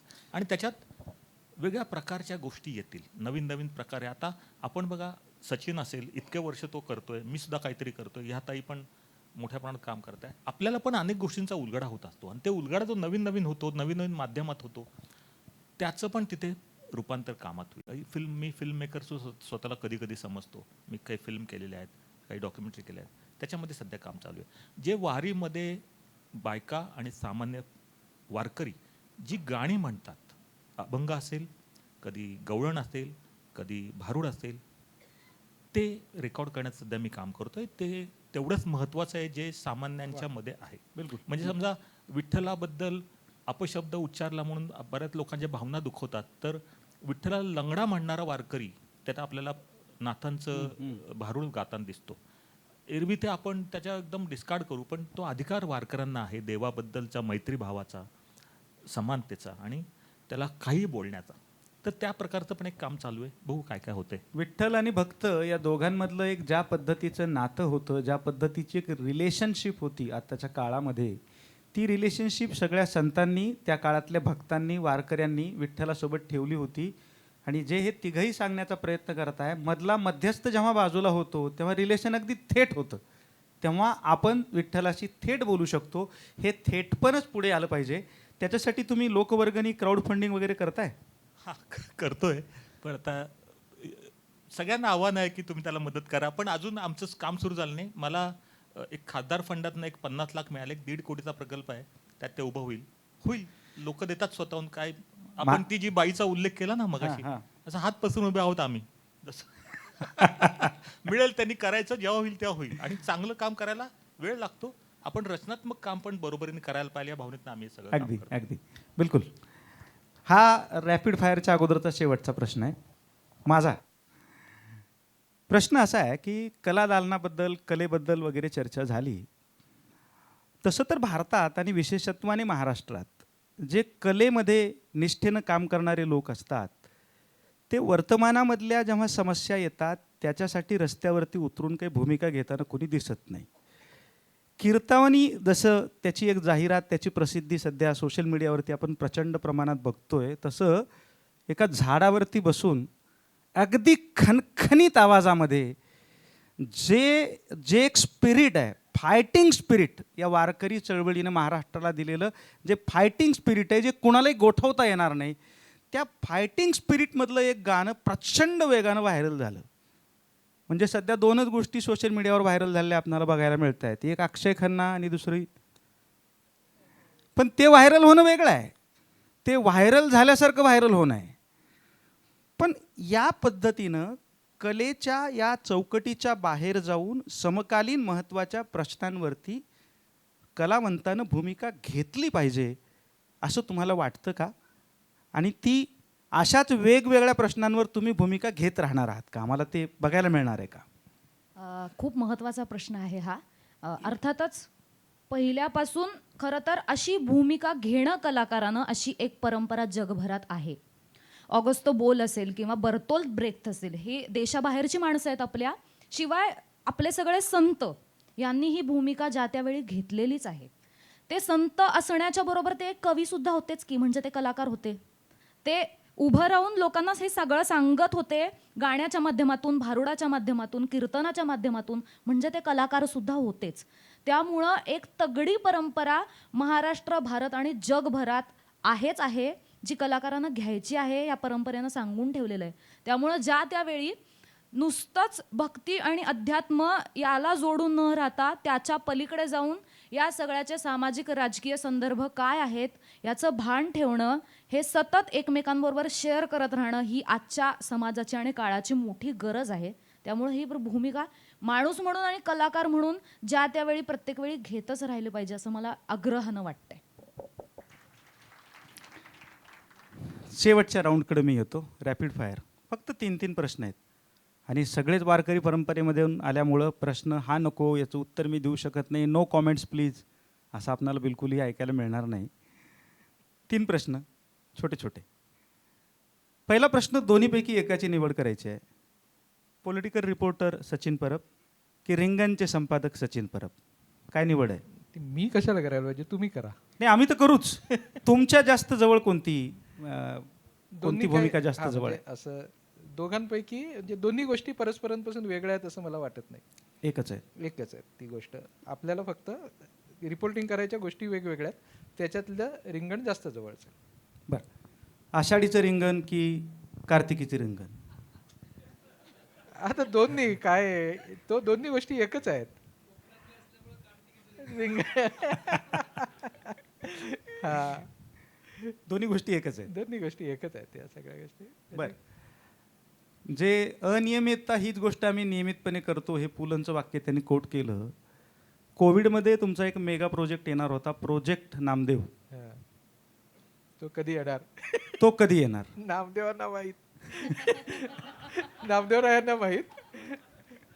तर ते कोविड नी रिंगण बदलवलं मात्र. म्हणजे कोविडमुळे मी तिकडे गावाला अडकलो होतो 9 महिने आणि असं ठरवलं की रिंगणचा अंक करायचाच. हातात काही नाही, आम्ही सोपानदेवांचा अंक करायचं ठरवलं. रॅपिड आहे म्हणून रॅपिड पटापट संपवलं. ते अंक करायचं म्हणजे तेव्हा नामदेवरायांचा अंक करायचा होता परत एकदा 10 वर्षांनी. पुरात एकदा पूर्ण महाराष्ट्र फिरायचा, बारीक बारीक सगळं शोधून काढायचं. आत्ता शोधलं नाही तर परत कधीच मिळणार नाही, म्हणून ते लवकर शोधून काढायला पाहिजे. त्याच्यामुळे ते नामदेवरायांचं तेव्हा झालं नाही. मग सोपानदेवांचा अंक करायला घेतला. लोकांनी रेफरन्सेस पुस्तकं स्कॅन करून मला तिकडे पाठवली, लोकांनी पैसे पाठवले आणि मग तेव्हापासून रिंगण हे लोकांच्या 1,000 लोकवर्गणीवर चालतं. म्हणजे त्याच्यासाठी जाहिराती येतात. अभंग दूत नावाची एक फार उत्तम पद्धतीची म्हणजे इथेही संकल्पना आहे. काही मंडळी आहेत की जे दरवर्षी 1,000 रुपये पाठवतात. जी महाराष्ट्रातली 400-500 लोक आहेत जे 1,000 रुपये पाठवतात, त्याच्यातून रिंगण उभं राहतं. हे कोविडनी घडवलेलं आहे. तर तो नामदेवरायांचा प्रोजेक्ट करायचाच आहे, पण तो मला माझ्या सगळ्या पोटापाण्याच्या सवडीत जेव्हा मिळेल तेव्हा मी आवर्जून करेन. तो लवकर यावा अशी अपेक्षा करूयात. आपण जोरदार टाळ्या वाजवूयात. रॅपिड फायर 3 प्रश्न. तुमच्यासाठीचा पहिला प्रश्न आहे की पहिली जी तुम्ही एका अर्थानं सिरीज फोटोग्राफी केली ती होती कोनाड्यांवरती, बरोबर आहे? आणि तुम्ही नंतर केली ती वारीवरती, मध्ये एक तमाशाची पण आली. यांनी जी तमाशावरती केलेली कुस्तीचा आखाडा पण मी कुस्तीचा आखाडा पण केलेली आहे यांनी. परत मला वाटतं ब्राह्मण, पुणेरी ब्राह्मण याच्यावरती पण केलेली आहे. एक संदर्भ आठवला म्हणून यांनी जी लोकनाट्यावरती आणि विशेषत्वाने तमाशावरती केलेली आहे, त्यामधल्या एका तमाशा लोकनाट्याचं जे नाव आहे, हे सगळे तमाशा कलावंत किती कंटेम्पररी असतात त्याची चर्चा आपण केली नाही, पण एक नाव आहे, मागे लागली ईडी म्हणून मारली उडी, असं एका वगनाट्याचं नाव आहे. वगनाट्याचं नाव आहे. आता 6 महिन्यापूर्वी लिहिलेलं वगनाट्य. 6 महिन्यापूर्वी ते लिहिलेले वगनाट्य आहे. एका बाजूला सगळा ऱ्हास काळामध्ये शाहीर किंवा वगनाट्यकार कॉन्टेम्पररी विषयाला सामोरं जातात, त्याचं एक लक्षण आहे. मला वाटतं एक कमी गोष्टी आहेत. त्याच्याशीच निगडीत माझा प्रश्न आहे. माझा पहिला प्रश्न आहे तुमचा की तमाशा की वारी, जास्त तुम्हाला तुमचं जे केलेलं काम आहे, दोन्ही त्याच्या एकमेकांशी निगडीत नातं आहे. ठीक. आणि ते मी सांगायची गरज नाही, परंपरेने सांगितलेलं आहे. प्रेस फोटोग्राफर की नंतर स्वतंत्रपणाने तुम्ही जे काम केले ते काम? याचं उत्तर एकटं होऊ शकत नाही, पण त्यातूनच निर्माण झालेलं हे काम आहे. त्याचा पाया आहे. त्यातनं शिकायला मिळालं खूप. प्रेस फोटोग्राफर हा रग जिरवतो तुमच्या क्रिएटिव्ह कामाची. कम्प्लिटली तुम्हाला म्हणजे तुम्हाला ह्या सगळ्या जनसामान्य जीवनाला सामोरं जायची संधी त्या प्रेसच्या कामाने मिळते आणि मग तुम्हाला थोडंसं मॅच्युरिटीने तुम्ही तुमचं काम करू शकता. हे निगडीत आहे एकमेकांची असं मी मानतो. तिसरा आणि शेवटचा प्रश्न, इतकं सगळं केल्याच्या नंतर मराठवाड्यावरती म्हणून काहीतरी स्वतंत्र असं तुमचं काहीतरी येणार आहे असं ऐकिवात होतं. केवळ मराठवाड्यावरती? नाही, मराठवाडा नाही, भटक्यांच्या जीवनावरती काम चालू आहे. भटक्यांच्या जीवनावर. आणि भटका हा समाज बऱ्यापैकी रिमोट असा आहे, तर त्याचं काम चालू आहे. भटक्यांना 1873 साली ब्रिटिशांनी त्यांच्या नैसर्गिक सगळी कामांपासून वंचित करून जे ब्रिटिशांच्या म्हणजे मिठाचा व्यापार करायला बंदी केली, लमाणांना मिठाचावर कर लावले, त्यांना देशोधडी लावलं. प्रवासाची साधनं त्यांची जी महत्त्वाचा व्यापारी होते ते 50,000 बैलगाड्या त्यांच्या होत्या. रेल्वे आली, त्यांचं काम गेलं. अशा अनेक व्यवसायांचं जंगलं बंद केली, त्यातनं अनेक लोकांचे काम गेली. टोपल्या विणणारे असतील, त्यांना चोर ठरवलं गेलं. त्यांच्या कौशल्याचं बळी दिला गेला आणि आज 75 वर्षांनी सुद्धा आपण त्यांच्याकडे त्या चोर जमाती म्हणून म्हणतो. तर ते सांगायचा वेगळ्या प्रकारे एक प्रयत्न आहे. त्यांच्या कौशल्य, कला यांच्यावरती लक्ष देऊन ती माणसं आहेत त्याचा फोकस ठेवायचा. लवकरच हाही त्यांचा प्रकल्प आपल्या सगळ्यांच्या समोर पुस्तक रूपाने येईल. एकदा जोरदार टाळ्या झाल्या पाहिजेत. 3 प्रश्न. या दोघांनी पहिल्या प्रश्नाचं उत्तर दोन्ही असं दिलंय. बघूया. माझं पण सांगता येत नाही. पहिला प्रश्न आहे, BA इन मराठी साहित्य आणि MA इन थिएटर. मराठी साहित्य आणि थिएटर तशा दोन्ही एकमेकाशी निगडीत असणाऱ्याच गोष्टी आहेत. तरी पण मी शेवटी मराठीचा विद्यार्थी आहे, मराठीचा प्राध्यापक आहे, म्हणून मराठी साहित्य का थिएटर जास्त जवळचं पाया काय? महत्वाचा का इमारत महत्वाची असं कसं विचारलं तुम्ही? अर्थात पाया म्हणजे मराठी साहित्य. कुंभमेळा की वारी असं विचारलं. ठीक. निवड करताना विरोधाभासी 2 काहीतरी पाहिजे तर ठीक, निवड ठीक. करू शकतो. आता विरोधाभासीच सांगतो मी. हा. जास्त आनंद कीर्तावनीला जो प्रतिसाद मिळतोय त्याच्यामुळे होतोय का महाराष्ट्राचा सुपरस्टार 2020 या रियालिटी शोचा उपविजेता ठरल्यानंतर अधिक आनंद झाला होता? नाही, कीर्तावणीच्या प्रयोगांचा जास्त आहे. हा जास्त कृतिशील असणारी गोष्ट आहे म्हणून.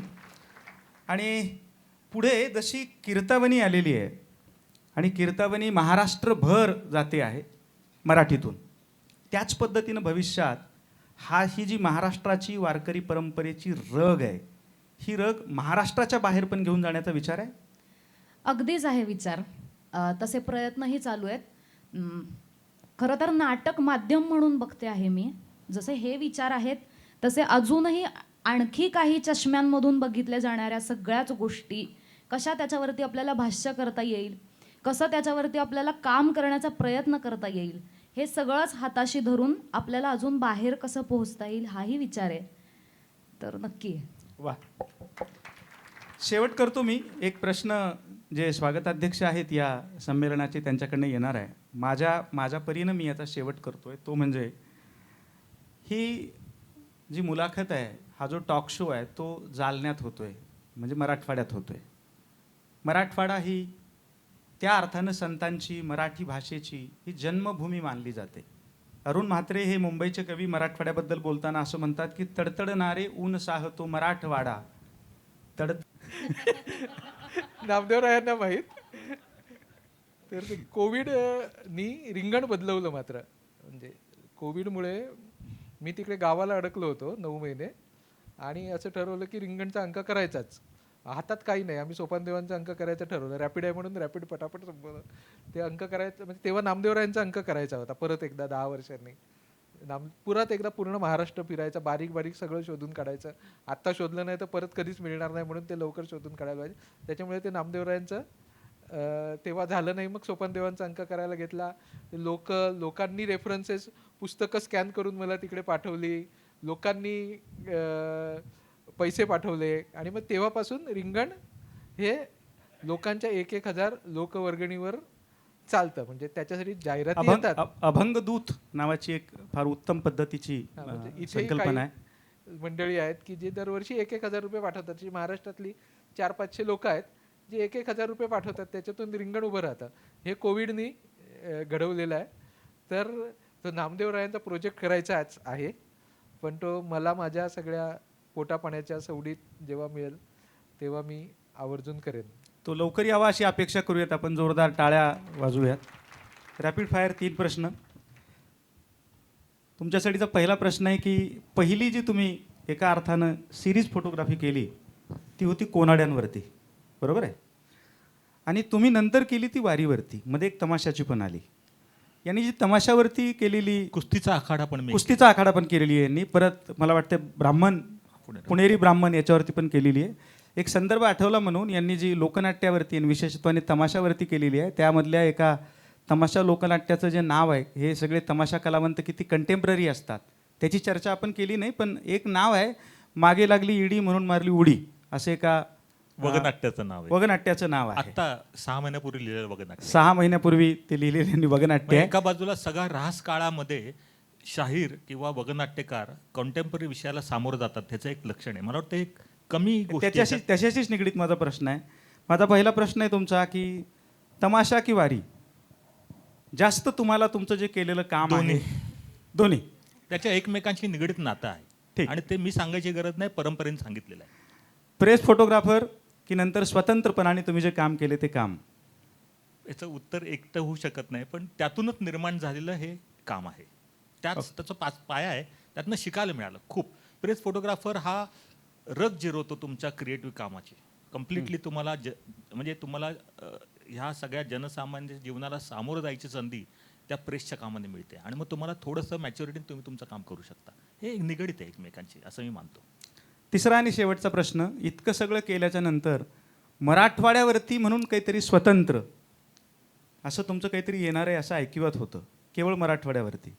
नाही, मराठवाडा नाही, भटक्यांच्या जीवनावरती काम चालू आहे. भटक्यांच्या जीवनावर. आणि भटका हा समाज बऱ्यापैकी रिमोट असा आहे, तर त्याचं काम चालू आहे. भटक्यांना 1873 साली ब्रिटिशांनी त्यांच्या नैसर्गिक सगळी कामांपासून वंचित करून, जे ब्रिटिशांच्या म्हणजे मिठाचा व्यापार करायला बंदी केली, लमाणांना मिठाचावर कर लावले, त्यांना देशोधडी लावलं. प्रवासाची साधनं त्यांची जी महत्त्वाचा व्यापारी होते ते 50,000 बैलगाड्या त्यांच्या होत्या, रेल्वे आली, त्यांचं काम गेलं. अशा अनेक व्यवसायांचं जंगलं बंद केली, त्यातनं अनेक लोकांचे काम गेली. टोपल्या विणणारे असतील, त्यांना चोर ठरवलं गेलं, त्यांच्या कौशल्याचं बळी दिला गेला. आणि आज 75 वर्षांनी सुद्धा आपण त्यांच्याकडे त्या चोर जमाती म्हणून म्हणतो. तर ते सांगायचा वेगळ्या प्रकारे एक प्रयत्न आहे. त्यांच्या कौशल्य, कला यांच्यावरती लक्ष देऊन ती माणसं आहेत त्याचा फोकस ठेवायचा प्रयत्न आहे. लवकरच हाही त्यांचा प्रकल्प आपल्या सगळ्यांच्या समोर पुस्तक रूपाने येईल. एकदा जोरदार टाळ्या झाल्या पाहिजेत. 3 प्रश्न. या दोघांनी पहिल्या प्रश्नाचं उत्तर दोन्ही असं दिलंय, बघूया. माझं पण सांगता येत नाही. पहिला प्रश्न आहे, BA इन मराठी साहित्य आणि MA इन थिएटर. मराठी साहित्य आणि थिएटर तशा दोन्ही एकमेकाशी निगडीत असणाऱ्याच गोष्टी आहेत. तरी पण मी शेवटी मराठीचा विद्यार्थी आहे, मराठीचा प्राध्यापक आहे, म्हणून मराठी साहित्य का थिएटर जास्त जवळचं पाया काय? महत्वाचा का इमारत महत्वाची, असं कसं विचारलं तुम्ही? अर्थात पाया म्हणजे मराठी साहित्य. कुंभमेळा की वारी असे विचारणार वारी की वारी असं विचारणार आम्ही घ्या. ठीक. निवड करताना विरोधाभासी 2 काहीतरी पाहिजे तर निवड करू शकतो. आता विरोधाभासीच सांगतो मी. हा. जास्त आनंद कीर्तवनीला जो प्रतिसाद मिळतोय त्याच्यामुळे होतोय का महाराष्ट्राचा सुपरस्टार 2020 या रियालिटी शोचा उपविजेता ठरल्यानंतर अधिक आनंद झाला होता? नाही, कीर्तावणीच्या प्रयोगांचा जास्त आहे. हा जास्त कृतिशील असणारी गोष्ट आहे म्हणून. आणि पुढे जशी कीर्तावनी आलेली आहे आणि कीर्तावनी महाराष्ट्रभर जाते आहे मराठीतून, त्याच पद्धतीनं भविष्यात ही जी महाराष्ट्राची वारकरी परंपरेची रग आहे, ही रग महाराष्ट्राच्या बाहेर पण घेऊन जाण्याचा विचार आहे? अगदीच आहे विचार. तसे प्रयत्नही चालू आहेत. खरं तर नाटक माध्यम म्हणून बघते आहे मी.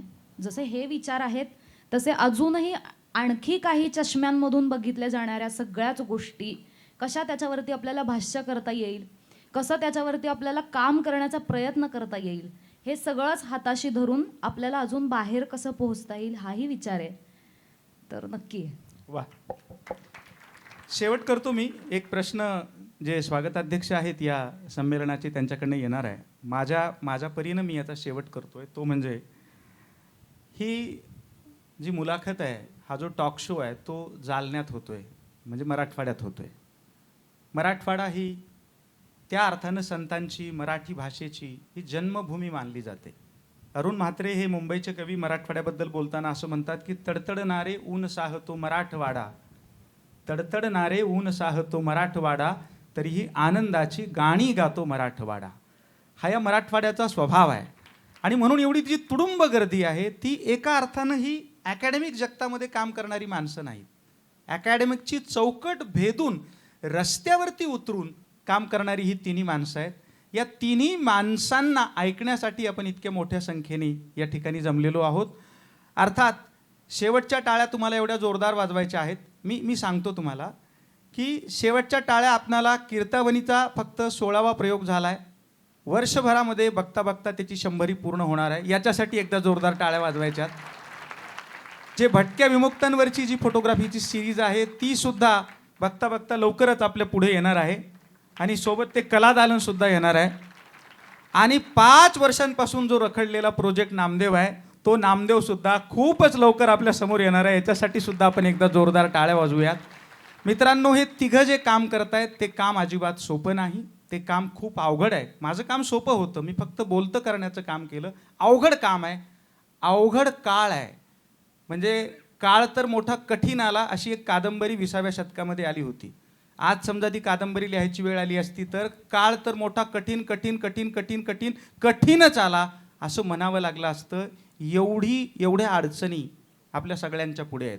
पण अडचणींना घाबरतो तो वारकरी नसतो. वारकरी अडचणींना उल्लंघून पुढे जातो. अटल बिहारी वाजपेयींनी एका कवितेमध्ये म्हटलंय, बाधाएं आती है तो आए, घिरे प्रलय की घोर घटाएं. बाधाएं आती है तो आए, घिरे प्रलय की घोर घटाएं. पाँवों के नीचे अंगारे, सिर पर बरसे यदि ज्वालाएं. पाँवों के नीचे अंगारे, सिर पर बरसे यदि ज्वालाएं. निज हाथों में हंसते हंसते आग लगाकर जलना होगा. कदम मिलाकर चलना होगा, कदम मिलाकर चलना होगा, कदम मिलाकर चलना होगा. धन्यवाद. आपले स्वागताध्यक्ष आदरणीय प्राचार्य गणेश अग्निहोत्री सर यांचा एक प्रश्न आहे. परत माईक मिळेल माहीत नाही. सगळ्यात महत्त्वाचं सोनूले आणि त्यांच्या साथीदारांनी कॉलेजनी हे जे आम्हाला ऐकायला आपण आलात, तुमच्या सगळ्यांचे आभार तिघांच्या वतीने मानतो. अर्थातच सगळ्यांचे आभार तर आहेतच. कालचा प्रयोग सुद्धा आम्हाला इथं सादर करायची संधी दिली आणि आज सुद्धा 2 शब्द बोलायची संधी दिली. फक्त जाता जाता मला एकच महत्त्वाची गोष्ट सांगायची. कशा सहज गोष्टी घडत असतात आणि आपण त्यातनं शिकत असतो. हे आत्ताच मगाशी घडलेला एक सांगायचं आहे मला गोष्ट. आपल्याकडे एकमेकांच्या पाठीशी उभं राहण्याची पद्धत काही आज आपण खूप पुढे नेताना मला दिसत नाही आहोत आजूबाजूला. पण परंपरेत मात्र हे खूप सांगितलं गेलेलं आहे.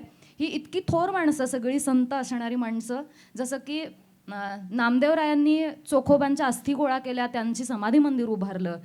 नंतरच्या काळात तुकोबारायांनी सुद्धा जाऊन आळंदीचं मंदिर उभारलं. यासारखे अनेक संदर्भ आपल्याला दिसतात.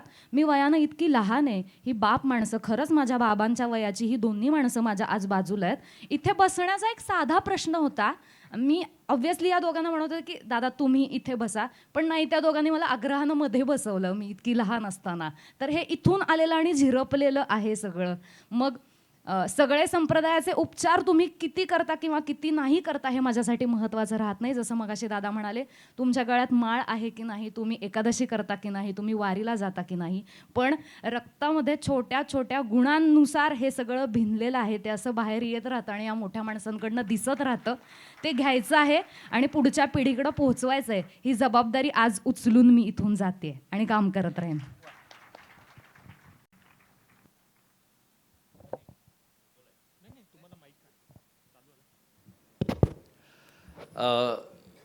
तुम्ही उल्लेख केला आहे की 1991 नंतर परिस्थिती बरीच बदलली आहे ग्लोबलायझेशनच्या ह्याच्यात. 2020 नंतर ती जरा आणखीच बदलली आहे, होय की नाही? आता माझा हा एक थोडासा छोटासा प्रश्न आहे की वारी कॉर्पोरेट होतीये का?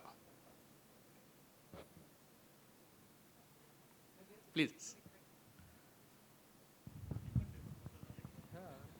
होतेच आहे. म्हणजे त्यात काय म्हणजे काय कॉर्पोरेट होत नाही आहे. आणि वारीत चालणारी माणसंच आहेत ना, ती काय आकाशातून पडत नाहीत. म्हणजे पत्रकार गडगडतात, बाकीचे काय गडगडत नाहीत, ते काय पत्रकार आकाशात पडत नाहीत. तसं वारीतली माणसं काय आकाशातून पडत नाहीत. वारीतली माणसं ही समाजाचाच प्रतिनिधी असतात. त्याच्यामुळे एक आणि आपल्याला सगळ्या प्रत्येक गोष्टीचं ही विक्री मूल्य म्हणजे बाजारात ठेवायची सवय झालेली आहे आणि प्रत्येकाला स्वतःलाही विकायची सवय झालेली आहे. आपण स्वतःला विक्रीसाठी मांडतो आहे. वारकरी परंपरा हेच मोडीत काढायला सांगते आणि प्रत्येकाचं निव्वळ माणूस म्हणून एक मूल्य आहे ह्याच्यासाठीचा आग्रह धरते. जर त्याचं कॉर्पोरेटीकरण वारीचं होतं आहे याचा अर्थ आम्ही संतांच्या विचारांपासून दूर जातो असं होतं. आम्हाला कुठल्या तरी दुसऱ्या गोष्टी लागतात संतांच्या विचाराच्या शिवाय. कुठल्या तरी वेगळ्या गोष्टींचं आणखी समर्थन लागतं, कुठले तरी लोक लागतात, कुठले तरी राजकारणी लागतात, आम्हाला कोणीतरी पोस्टर लागतात, आम्हाला कोणाची तरी मदत लागते, आर्थिक मदत लागते, आम्ही कोणावर तरी अवलंबून आहोत. ही आमचा प्रॉब्लेम आहे. आम्ही संतांच्या विचारांपासून दूर जातो आहोत. आम्हाला कुंभमेळ्यामध्ये वेगळा आखाडा हवा आहे, हा आमचा प्रॉब्लेम आहे. आम्हाला पंढरपूर असून काशीला जावंसं वाटतंय, आम्हाला जे आम्हाला संतांनी सांगितलं त्या सगळ्यापासून आम्हाला दूर जावंसं वाटतं, हा आमचा प्रॉब्लेम आहे. आम्ही गडबडतोय म्हणून वारीसारख्या जगात अशी कुठली परंपराच नाही आहे. इतकी मोठी परंपरा आहे. ह्या मोठ्या परंपरेचं कॉर्पोरेटीकरण म्हणजे बाजारीकरण म्हणजे दुकानदारीकरण जे होतंय त्याच्यासाठी आम्ही जबाबदार आहोत आणि आम्ही संत विचारांपासून दूर चाललेलो आहोत म्हणून हे होत आहे आपल्या. आणि तो सर्वसामान्य वारकरी आहे ना, तोच हे मोडून काढणार आहे. हे कोणीही कीर्तनकार, कोणीही प्रवचनकार, आमच्यासारखी अशी बाता करणारी लोक हे नाही काय करू शकत. जो सर्वसामान्य वारकरी आहे ना, त्याला माहिती आहे वारी काय आहे, त्याला माहिती आहे विठोबा काय आहे, त्याला माहिती आहे तुकोबाराय काय आहेत. तो जो आहे ना सर्वसामान्य वारकरी, तो एकदम हुशार माणूस आहे. तो ह्या सगळ्यांना दूर करून ते सगळं परत एकदा आणेल. किती याच्यापूर्वी प्रयत्न नाही झाले अशातला भाग नाही. वारीला नासवण्याचे प्रयत्न वर्षानुवर्ष होत आहेत. दुसऱ्या बाजीरावाच्या काळापासूनचा इतिहास आहे. नालायक राज्यकर्ता होता या राज्याचा, त्याच्यापासूनचे वारीला नासवण्याचे प्रयत्न होत आहेत. अजून वारी टिकून आहे. एखादा गाडगे बाबा होतो आणि ते बाकीचं सगळं उलटून जातं. तसं हा गाडगे बाबा तुमच्या आमच्यामध्ये सगळ्यांमध्ये आहे, तुकडोजी बाबा तुमच्या आमच्या सगळ्यांमध्ये आहेत, साने गुरुजी तुमच्या आमच्यांमध्ये सगळ्यांमध्ये आहेत. असे कितीतरी वारकरी संप्रदायाच्या इतिहासात तुकोबारायांच्या नंतर आत्तापर्यंतचा इतिहासच लिहिला गेला नाही. इतकी थोर मोठी माणसं झालेली आहेत. इथल्या गावागावांमधली इतकी मोठी माणसं आहेत. आत्ता सगळ्यांची नाव, एकाचं नाव घेतलं तर दुसऱ्याचं घेऊ नये असं होईल म्हणून या मराठवाडाच वाचवू शकतो. मराठवाड्यातलीच माणसं जाणतेपणाने हे सगळं उडवू शकतात. जिथे एक गावोगावी मुठमुठ धान्य गोळा करून सप्ताह व्हायचे, त्याचं जर आपण कॉर्पोरेटीकरण केलेलं आहे, किती लाखाचे सप्ताह होतात आणि किती लाखाचं कीर्तनकार मानधनं घेतात हे आपल्याला माहीत नाही का? मग ते सर्वसामान्य वारकरी आहे ना, असा विकला न गेलेला वारकरी हाच वारी टिकवणार आहे आणि तोच तुकोबाराय आणि ज्ञानेश्वर माऊलींची वारी टिकवणार आहे.